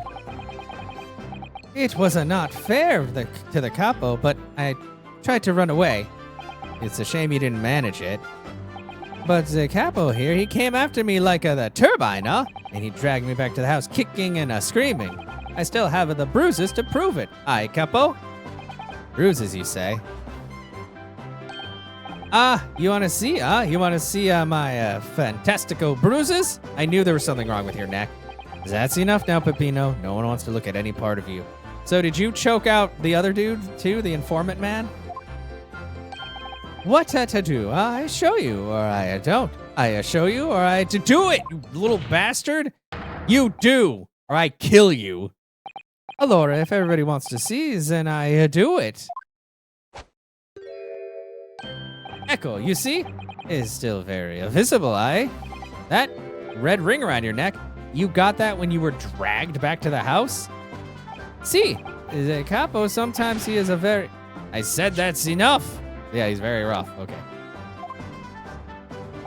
Peppino's neck is nothing to do with what we're talking about here. You have my word. Yes. What's your opinion, counsel? It's very important. Yeah, it's important because we've seen it on a couple of people now. Mr. De Rossi, I'm going to have to ask you to amend your testimony with the details about that mark on your neck. Aye, couple, you see, everyone is interested in what I say, huh? Ugh. Very well. You will amend your testimony as requested, Mr. De Rossi. Cece, if you really want to know. He tried to escape, but the couple put a collar on him and dragged him back. Like what he did to me, see? Except he didn't. Because there's his picture. I know, there's no strangulation marks or anything on there. He's just dead. He's just dead. Objection. So the day before his body was discovered, Inspector Gregson was taken prisoner while working incognito. No, it was not like that. It was hardly a prison. It was an invitation to stay. It was only. However you describe it, there's one glaring inconsistency that remains. What inconsistency is that, counsel? I would ask the court to look closely at this photograph of the victim, Inspector Gregson. You will see that there's no red ring visible around his neck. Like, come on. But that makes no sense. It was me who took the colore off the man in the morning, and I saw the red bruises on his neck, just like I have. Given that that mark is still clearly visible on his witness's neck, we'd expect to see bruising on the victim, who was put into the collar more recently than Mr. De Rossi. Indeed, that is most peculiar. But what we tell you, huh? We say this from the beginning many times. Peppino is right. The man in the photograph, He is someone different to the man we held captives that night.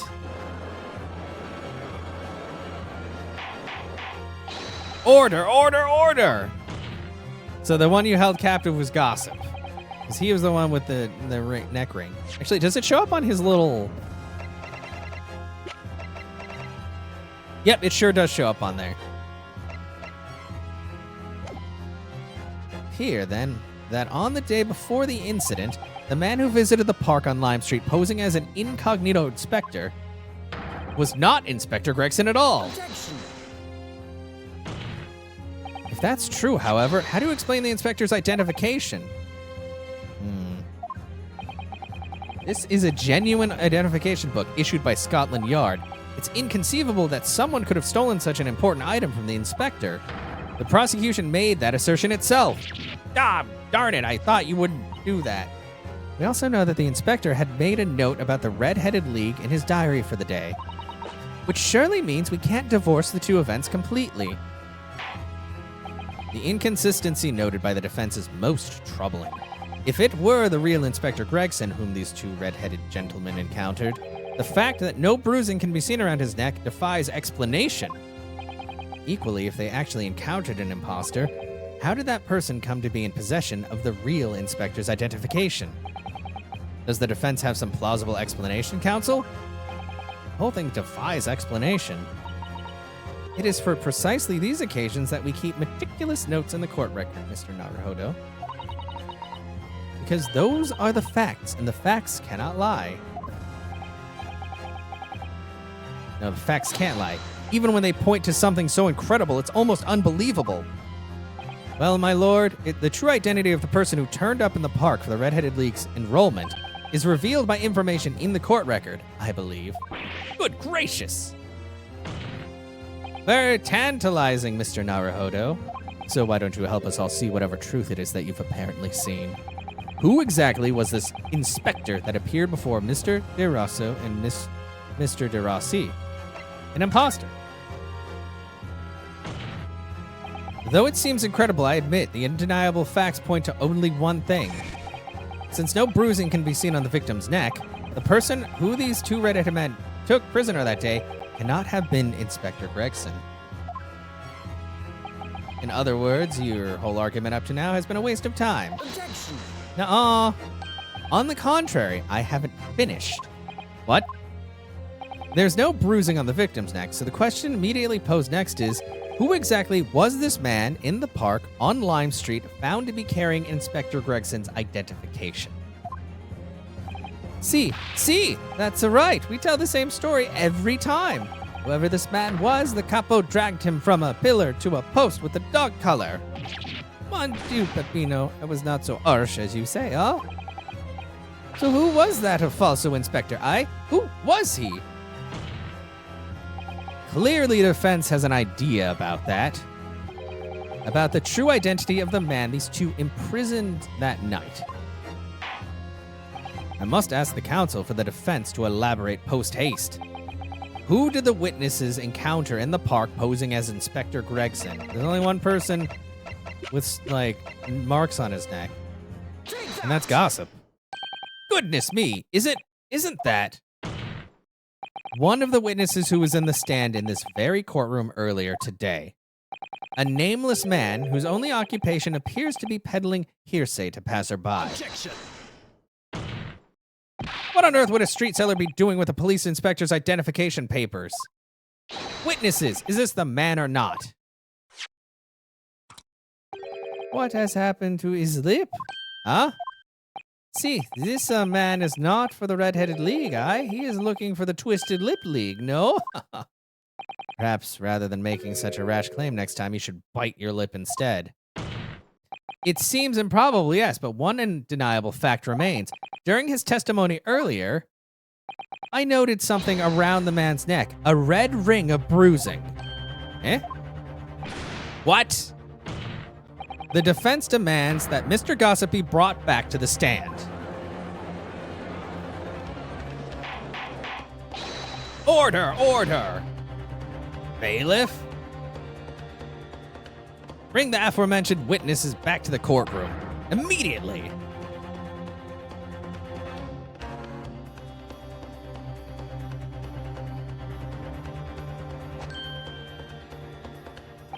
Well, I never. An undeniable ring of bruising indeed, and identical to that of the witness beside him. Well, what's going on here? I've always had this me. It's a birthmark with me, isn't it? A birthmark, you say? I assume the reason you've been recalled to the stand has been explained to you? Some out of admin, Sector again. But I'm telling you, you got it all wrong as usual. You're denying all knowledge of it. Well, of course I am. Are you trying to kill me with all this nonsense? Well, at least you'll have more stories to peddle back on Fresno Street, won't you? Now, we're going to need you to testify again. And you, Mr. De Rosso and Mr. De Rossi, I'm sure you'll cooperate, won't you? Do we have any choice? We are in bigger trouble, Capo? That's quite enough dilatory chatter. Wow, I wish you said that about every time. It was nonsense. Proceed with the testimony. Witness testimony. The inspector and the identification revisited. The man who claimed to be an inspector that day was definitely not this man. He's right. See, you think we would forget these grand lips, huh? I never leave Fresno Street, all right? No interest in any red-headed league. I'm all alone in the world, me. Not no kinfolk or nothing. Why would I be involved in something like that? Just look at me, huh? Doesn't look like I carry off a disguise with a face like this. Unless that face was the disguise. Certainly appear that we have the wrong man. No! What have I been telling you, huh? There was no need for this pointless testimony. Ugh. That's right, I'm just a simple peddler, remember? Fresno Street's all I know. How would I have come by a police inspector's identification book, huh? Oh, yes, that's hard to explain, but I could if I tried hard enough. Brief cross-examination, I think, counsel. Very brief. Ugh. Is there anyone in this courtroom who thinks I might be onto something?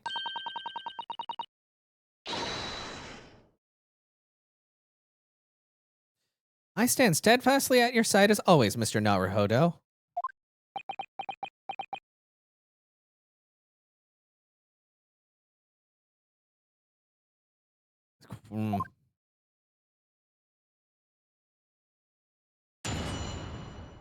Cross-examination. The inspector and the identification revisited.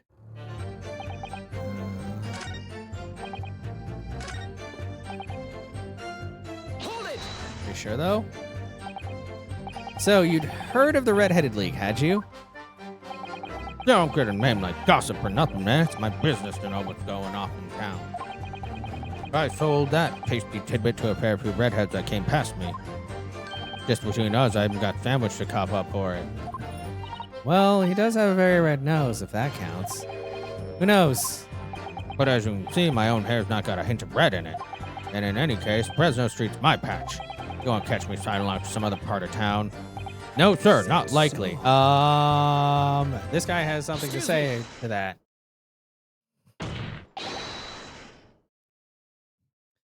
Mr. De Rosso. Can I help you? Did Mr. Gossip's words now just lead you to remember something relevant, perhaps? It was the other day when I was looking for a place near the park, a small house or something. It'd be the headquarters of your red-hot-headed league, yes? I visited an housing agent on Lime Street, and there I saw him. This man was paying money to the agent. What? Mr. Gossip with a housing agent?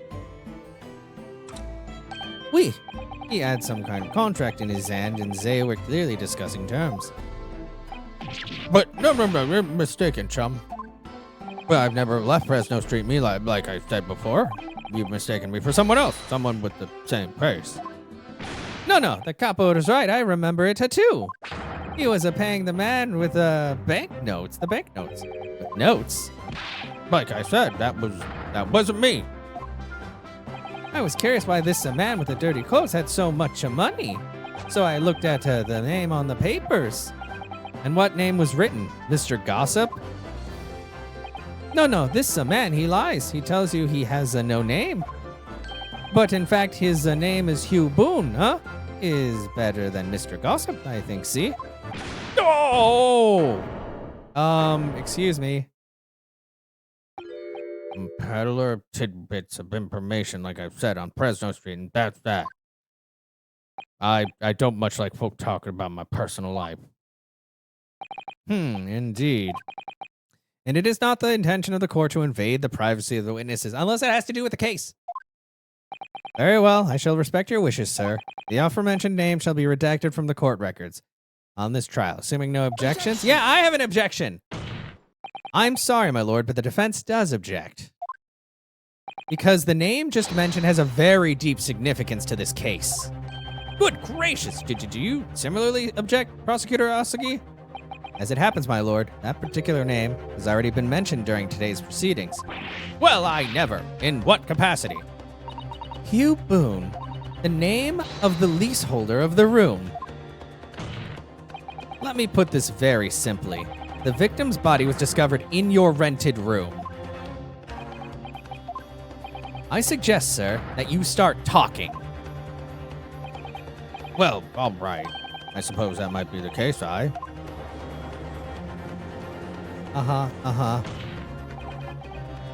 So your real name is Hugh Boone. Well, just between us, I don't like to blow me on trumpet, but there's no finer peddler of tidbits in town. So I happen to be able to afford a grubby little room in a falling down backstreet townhouse. You do? Then once every 6 months, I go and pay the rent on the Adrian on Lime Street. I remember it now. There were 2 vulgar redheads in there last time. If either of us is a vulgar, it is not a me. Zink again, Peppino. Everybody shut up. Why didn't you bring this up before? Nobody asked. Like I told you already. Don't like to talk about your turtle. Yep. Titbit peddler as far as everyone else is concerned. No fuss. You will update your testimony to include this most surprising revelation, Mr. Boone. If I must. So the leaseholder Scotland Yard has been looking for since the body was discovered, has been here under our noses all along. Oh no.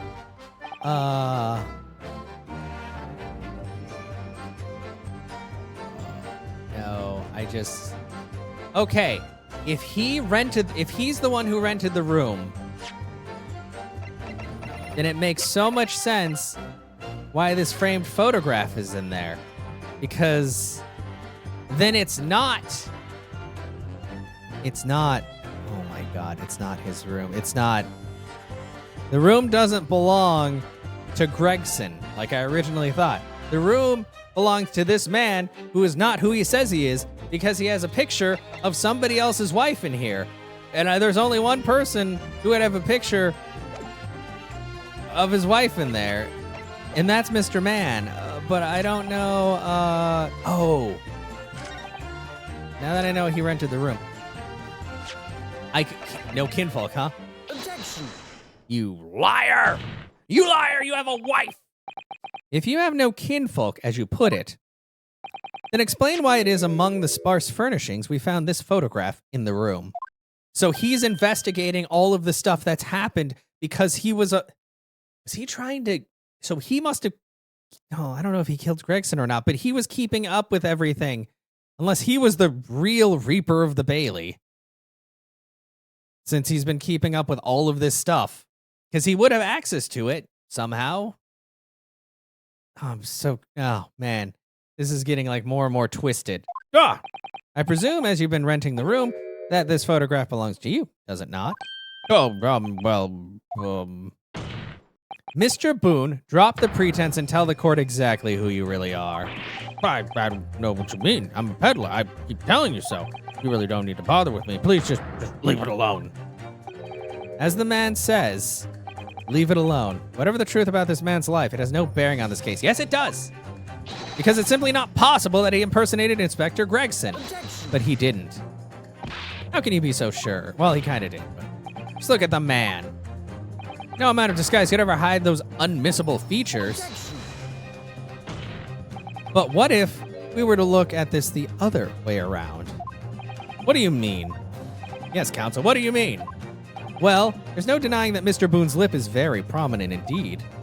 But consider the possibility that his prominent lip is itself part of an elaborate disguise. Then hiding that prominent feature, in other words, revealing his true face, would make an utterly impenetrable disguise. Wouldn't you agree, Mr. Hugh Boone? Or should I say, Mr. Daily Vigil? Good witness, are you still hiding the truth from this court? Maybe. Just a little. If that's a disguise, then underneath it, his true identity must be... Yes, that's right. There's really only one person he could be. Your dad. My lord. The defense believes it can reveal Mr. Boone's true identity to the court. No, please, no. No, we got it. We got to do it, man. We got to do it to you. Very well then, counsel. What is the true identity of this peddler who goes simply by the name of Gossip on the street? Oh, because he did say he was a really sad-looking man with no facial hair. Ah, yeah. Your real name is actually Mr. Vigil, isn't it? Mr. Daily Vigil. Barn! I don't recall that name, counsel. Who is Mr. Vigil? You forget a lot of things, sir. It's a name I encountered yesterday, my lord. It has to do with a certain client of Mr. Herlock Sholmes. A young gentlewoman came to the detective asking him to locate her missing husband. The woman in this photograph, in fact, this is Miss Vigil. What? From what I understand, you haven't returned home since the night before the inspector was found dead. Brr. But of course, on that night, you were being held captive by the two red-headed League men. And last night, you were put up by the prosecution service in preparation for the testifying in this trial. Because we'd been led to believe that you, Miss Venus, and Mr. Sandwich were all homeless. Being important witnesses to this case, we needed to know where we could find you, of course. And that explains why you've not only been able to return home, but also unable to contact your wife, who's been beside herself with worry, waiting for you at the Vigil residence. No, just hold on a minute. I don't have the first idea. What I'm talking about? Really? It's a simple enough matter to confirm my suspicions. All we have to do is pull off that disguise. No, please. Bailiff, bring soap, a sponge, and a washbowl at once. Mr. De Rosso and Mr. De Rossi, you will restrain the witness. Oui, my lord. Si, my lord. No, stop. Get off. Don't. Oh, hi. Oh, his lip. Okay, there we go. I was like, dang, those are really stuck on there. Oh, boy.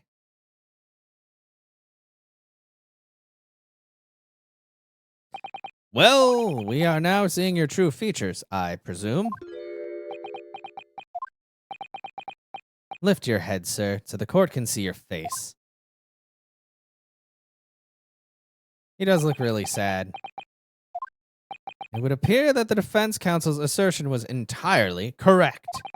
This has all been a very elaborate deception. So, witnesses, tell the court, have you seen this man before you? I don't believe it, but... See? There is a no question. This is the inspector we saw in the park. Extraordinary. Yeah. On the day of the Red-Headed League enrollment, the man claiming to be Inspector Gregson who appeared before Mr. De Rousseau and Mr. De Rossi in the park was you, disguised as the inspector. Or rather, was you posing as the inspector in no disguise at all. Mr. Vigil was formerly employed as the chief warder at Barclay Prison. Chief warder? Then your career had promise. Why you would quite possibly have become the future governor of the prison.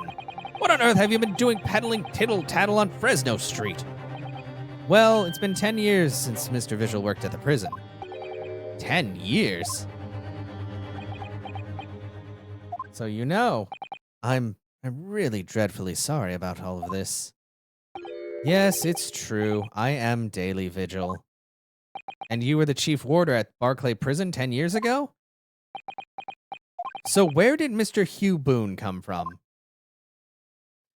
Boone is the other me. It's a name I invented.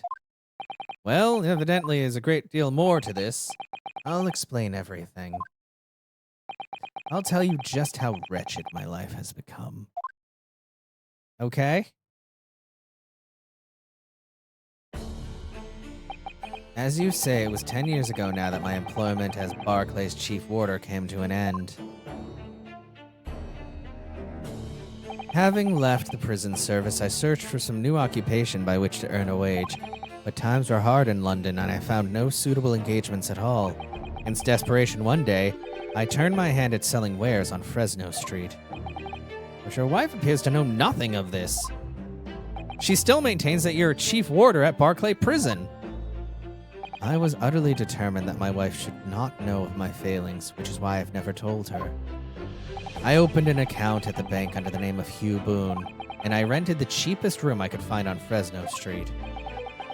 Scene of the very crime we're investigating. Yes, that's right. A place from which I could emerge every morning at 8 as a squalid peddler, and transform myself back every evening at 5 into a well-dressed man about town before returning home. That quickly became my daily routine.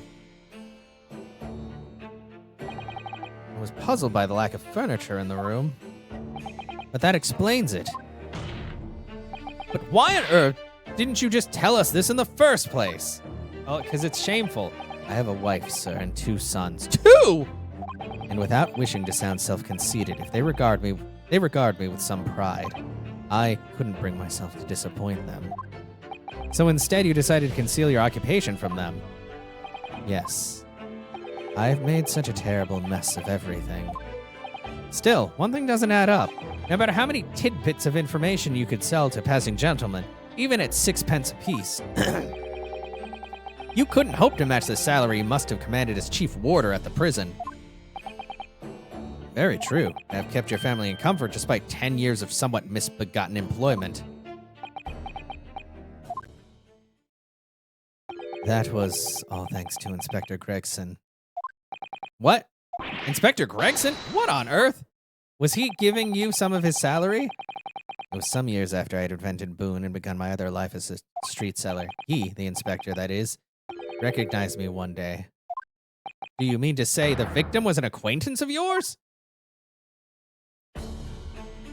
I knew him from my time working at the prison. When he saw what I'd become, he was deeply troubled for me and my family. And from that day forward, he visited me on Fresno Street with increasing regularity. He also paid, like, a lot. Then one day, he asked me if I would carry out a secret assignment for him. A secret? Well, what was it?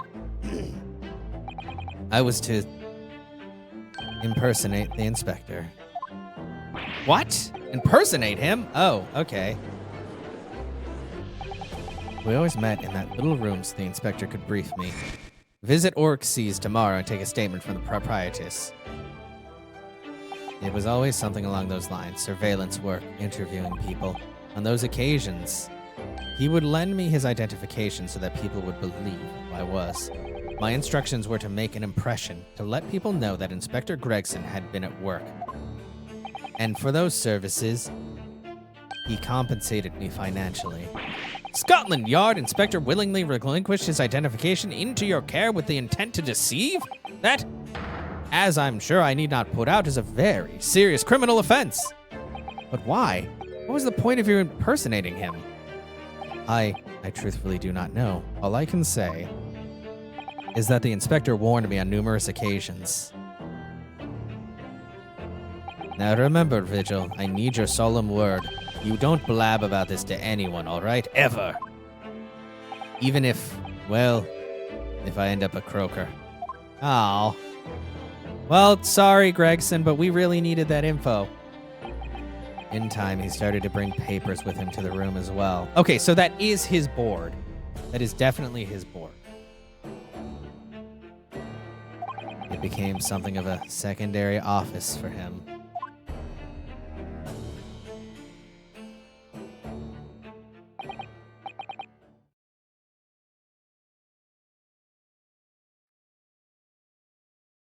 So, in fact, the person who declared himself to be Inspector Gregson at the park on Lime Street was really... Yes, it was me, acting on the inspector's orders. As usual, I removed my boon disguise, and then went on as instructed to the park, armed with the inspector's identification book. It never occurred to me that the bruise on my neck might give me away. Yep, okay, so he didn't kill him. He was working, he has a pretty deplorable situation, but thankfully he's not also working for, like, the bad guy. But now we gotta figure out who the hell it was exactly that found out their rotation and killed Gregson and dropped him off there. Well, it would seem this confession completely destroys the defense's case. Huh? Explain yourself, Prosecutor Asagi. My learned friend's assertion was as follows. The victim was killed at another location on the day before his corpse was discovered, at the hands of these two red-headed League men when they imprisoned the inspector. But no, that can't be. Now, after all, it wasn't the inspector who went to the park that day, it was me. Oh, goodness. Finally, we have clarity. We had nothing to do with the murder of the inspector. Well, that means that there's another party. And mercy, Monsieur de la Defense, for proving it. What? Arrgh, I'm so stupid. Bum, bum, bum. Order, order, order. Indeed, it would appear we have reached a de facto conclusion of sorts. These witnesses had no involvement in the murder of the victim, as proven, somewhat ironically, by the defense. How? I hereby call an end to the cross-examination. Hold it! Oh, Kazuma. Thanks. Huh? Yeah. Pardon me, my lord, but with your permission, I would like to pose one further question to the witness. Kazuma? What question, counsel? It concerns the events of 10 years ago. I believe you would have been present at a very significant execution that was carried out at the time. 10 years ago? Execution of the professor, Genshin Asagi. I want to know exactly what your involvement was. Oh. Answer me, man. One moment, counsel. Is this related to the current case? Naturally. It is the prosecution's belief that this case and the events of 10 years ago are inextricably linked. Does the defense concur, counsel? Kazuma, you're not yourself. You're not as calm and collected as usual. Well, he's getting really close to the truth, man, so he's getting a little desperate. Poor Kazuma-sama. No wonder he's acting this way. Mr. Vigil's memories of what happened 10 years ago, they're like the last thing, yeah. Would tell the tale of Genshin Asagi's last moments, his own father.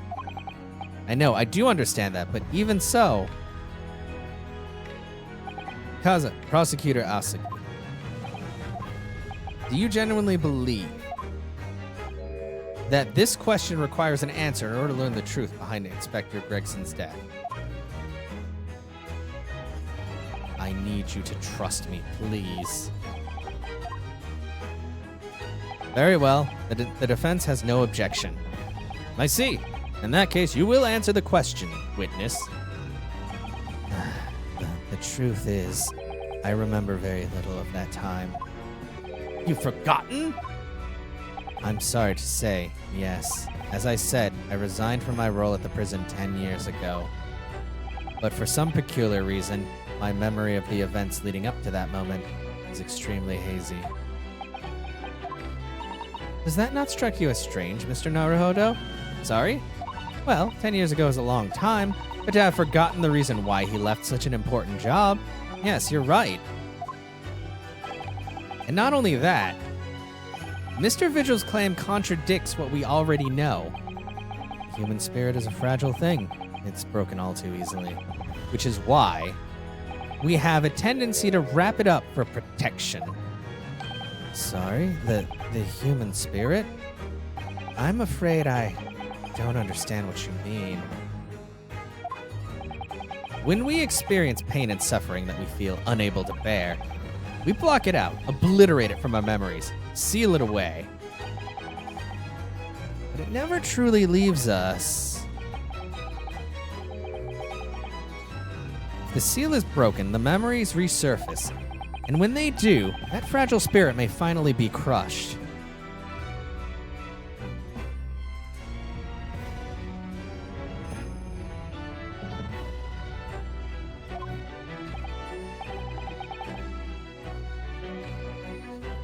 But I really don't. Kazuma-sama.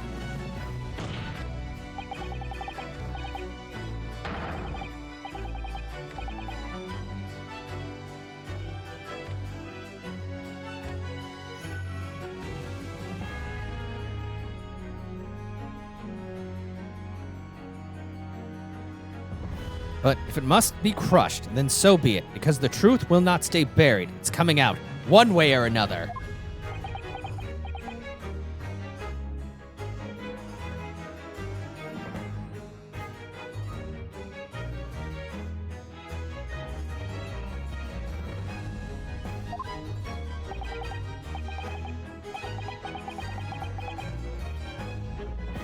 Right, now I understand. It's clear what his intentions are. He means to expose the truth at any cost. I mean, can you blame him? Perhaps if I pointed out the contradiction in what Mr. Vigil claimed earlier, it might cause some crucial memories to return to him. But should I? Should I present evidence? Or not? Do it! No idea how this is going to go. But this is a court of law, and I do have the duty to pursue the truth. The truth. Mr. Vigil, I'd like you to look at this. Evidence that clearly contradicts your version of events.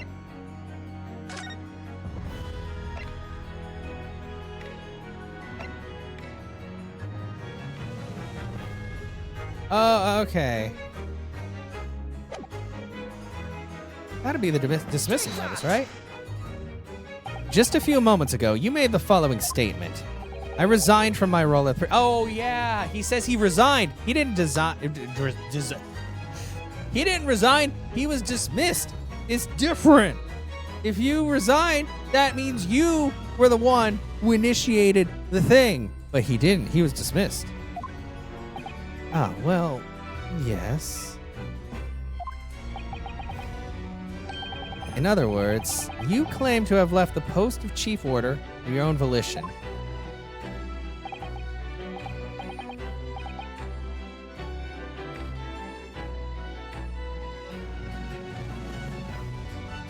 Well, yes, of course.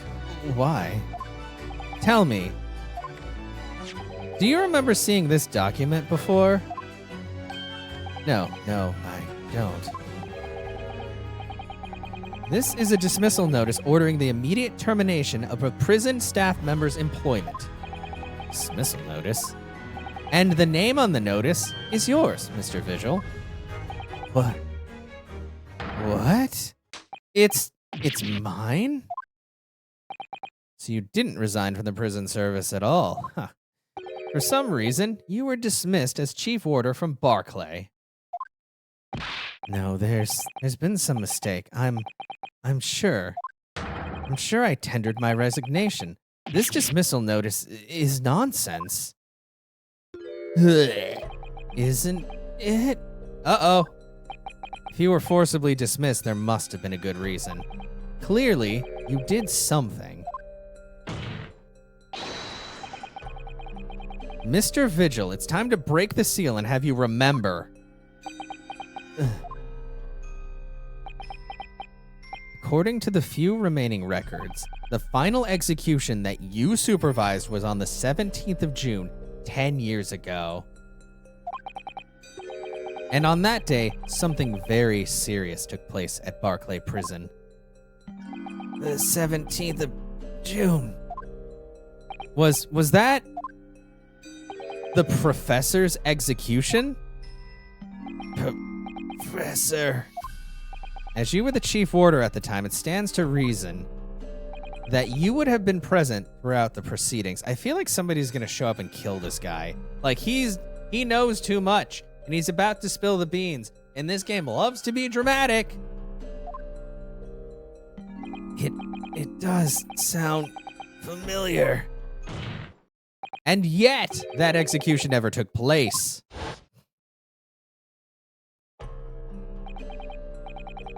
The convict, ostensibly executed earlier that day, later re-emerged from his grave.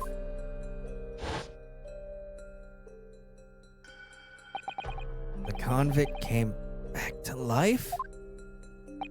In the cemetery in the middle of the night, there was a witness. However, the witness claims that a moment after he saw the convict clambering out of his grave, a gunshot rang out from over his shoulder. And the bullet pierced the professor's chest, killing him instantly.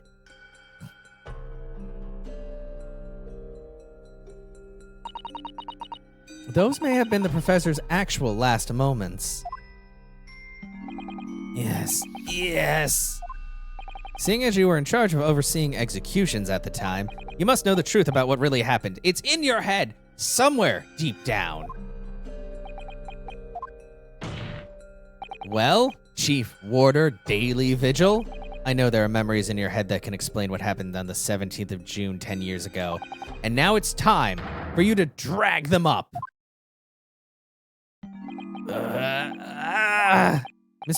Mr. Vigil? Yes, the whole prison, it was complete chaos. The prisoner escaped. He was killed in the cemetery. The shocking news ripped through Barclay like a hurricane. What? Oh boy, who shot him? Order! Do you mean to say, Mr. Vigil, that your memories of the time have returned? My head, it's like some floodgates have been opened. The images, the screams. Oh my goodness. The papers. They're reports, articles about a man who'd seen a ghost. Yes, Enoch Drebber. But surely those reports were exaggerated. There were traces at the scene. Traces of what? In Lowgate Cemetery, a plot, number 139, blood, lots of blood. That's where the man was buried, of course. Obviously, something terrible had happened there. The depths of conspiracy and depravity from which this tale is emerging are quite staggering. I've reviewed the police records from that time extensively. A thorough investigation was conducted by Scotland Yard to ascertain how the convict managed to escape in the first place. And the conclusion reached by the investigating team was that a member of the prison staff must have been involved. Are you suggesting that a prison warder abetted the man's bid for freedom? Yes, and I was suspected of doing it. It wasn't you. Using that mass murderer's execution as a way to help him escape. You did what? I remember now. The horror of it all is coming back to me. Sorry anybody who's getting dizzy from this man constantly reeling. One evening, a few days after the execution, some detectives came to the prison. I was called to the governor's office at the top of the watchtower.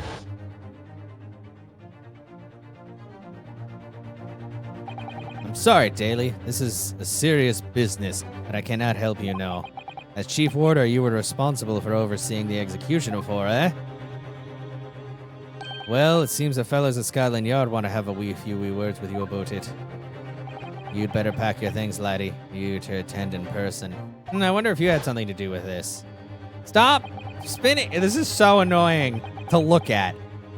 As soon as he told me that, my mind went completely blank. And the next thing I knew, Dude, you're just gonna make yourself dizzy. The professor, the most hated killer in our country's history. And I let him escape and finished my life. Is over. You jumped out the window? Ah! Or is that the window of your mind? Did we just kill this man? Whoopsie, I think we broke his brain.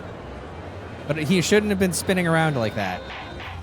Order, order! Bailiff, fetch the doctor at once. Yeah, this is looking kind of bad. Okay, court's over for right now. So, with Mr. Vigil's collapse, proceedings came to an abrupt end for the day.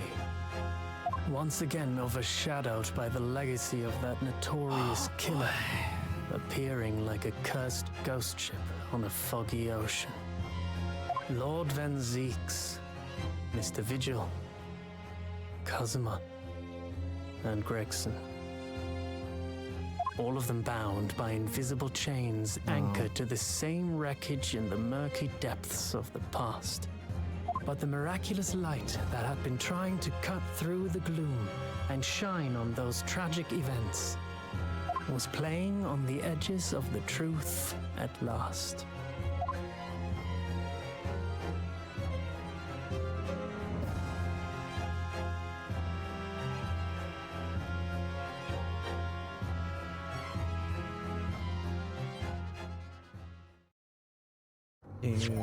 Save current progress. My God. Okay, I don't think he's dead, but he's definitely. Oh yeah, this is definitely investigation part 2. Yeah. Oh boy. So we found Daily Vigil. He's not the bad guy we thought he might be. He's actually an upstanding citizen who just had some. He was embroiled in the same conspiracy that everybody else was embroiled in. There's just too many people who have gotten like burned by the shit that happened 10 years ago. So, holy crap. Investigation part 2, and then yeah, we'll see how it goes from there. But we're finishing up for tonight, stream at least. It's been like 6 hours. But yeah, thank you all for being here, and holy crap. This is definitely coming to a head. It's getting way more interesting now that like things are tying together. Like all the other cases leading up to this just felt, I mean, they all had little parts in teaching us more about the things that were happening, like more about Van the shit. Why do I keep forgetting his name when I go on the spot? You know who I mean, Mr. Barak Van Man, and the others. And we're learning about this warden, and there's just a plot that's going crazy. We got to figure out how Professor Mikotoba and Jikoku fit into all of this as well, since they were friends with Mr. Man. There's just a lot. But yeah, we will get into that next Mystery Monday. It was, this is definitely starting to come to a head, and we still have the rest of this episode and then episode 5 to really get into the nitty-gritty. But very good.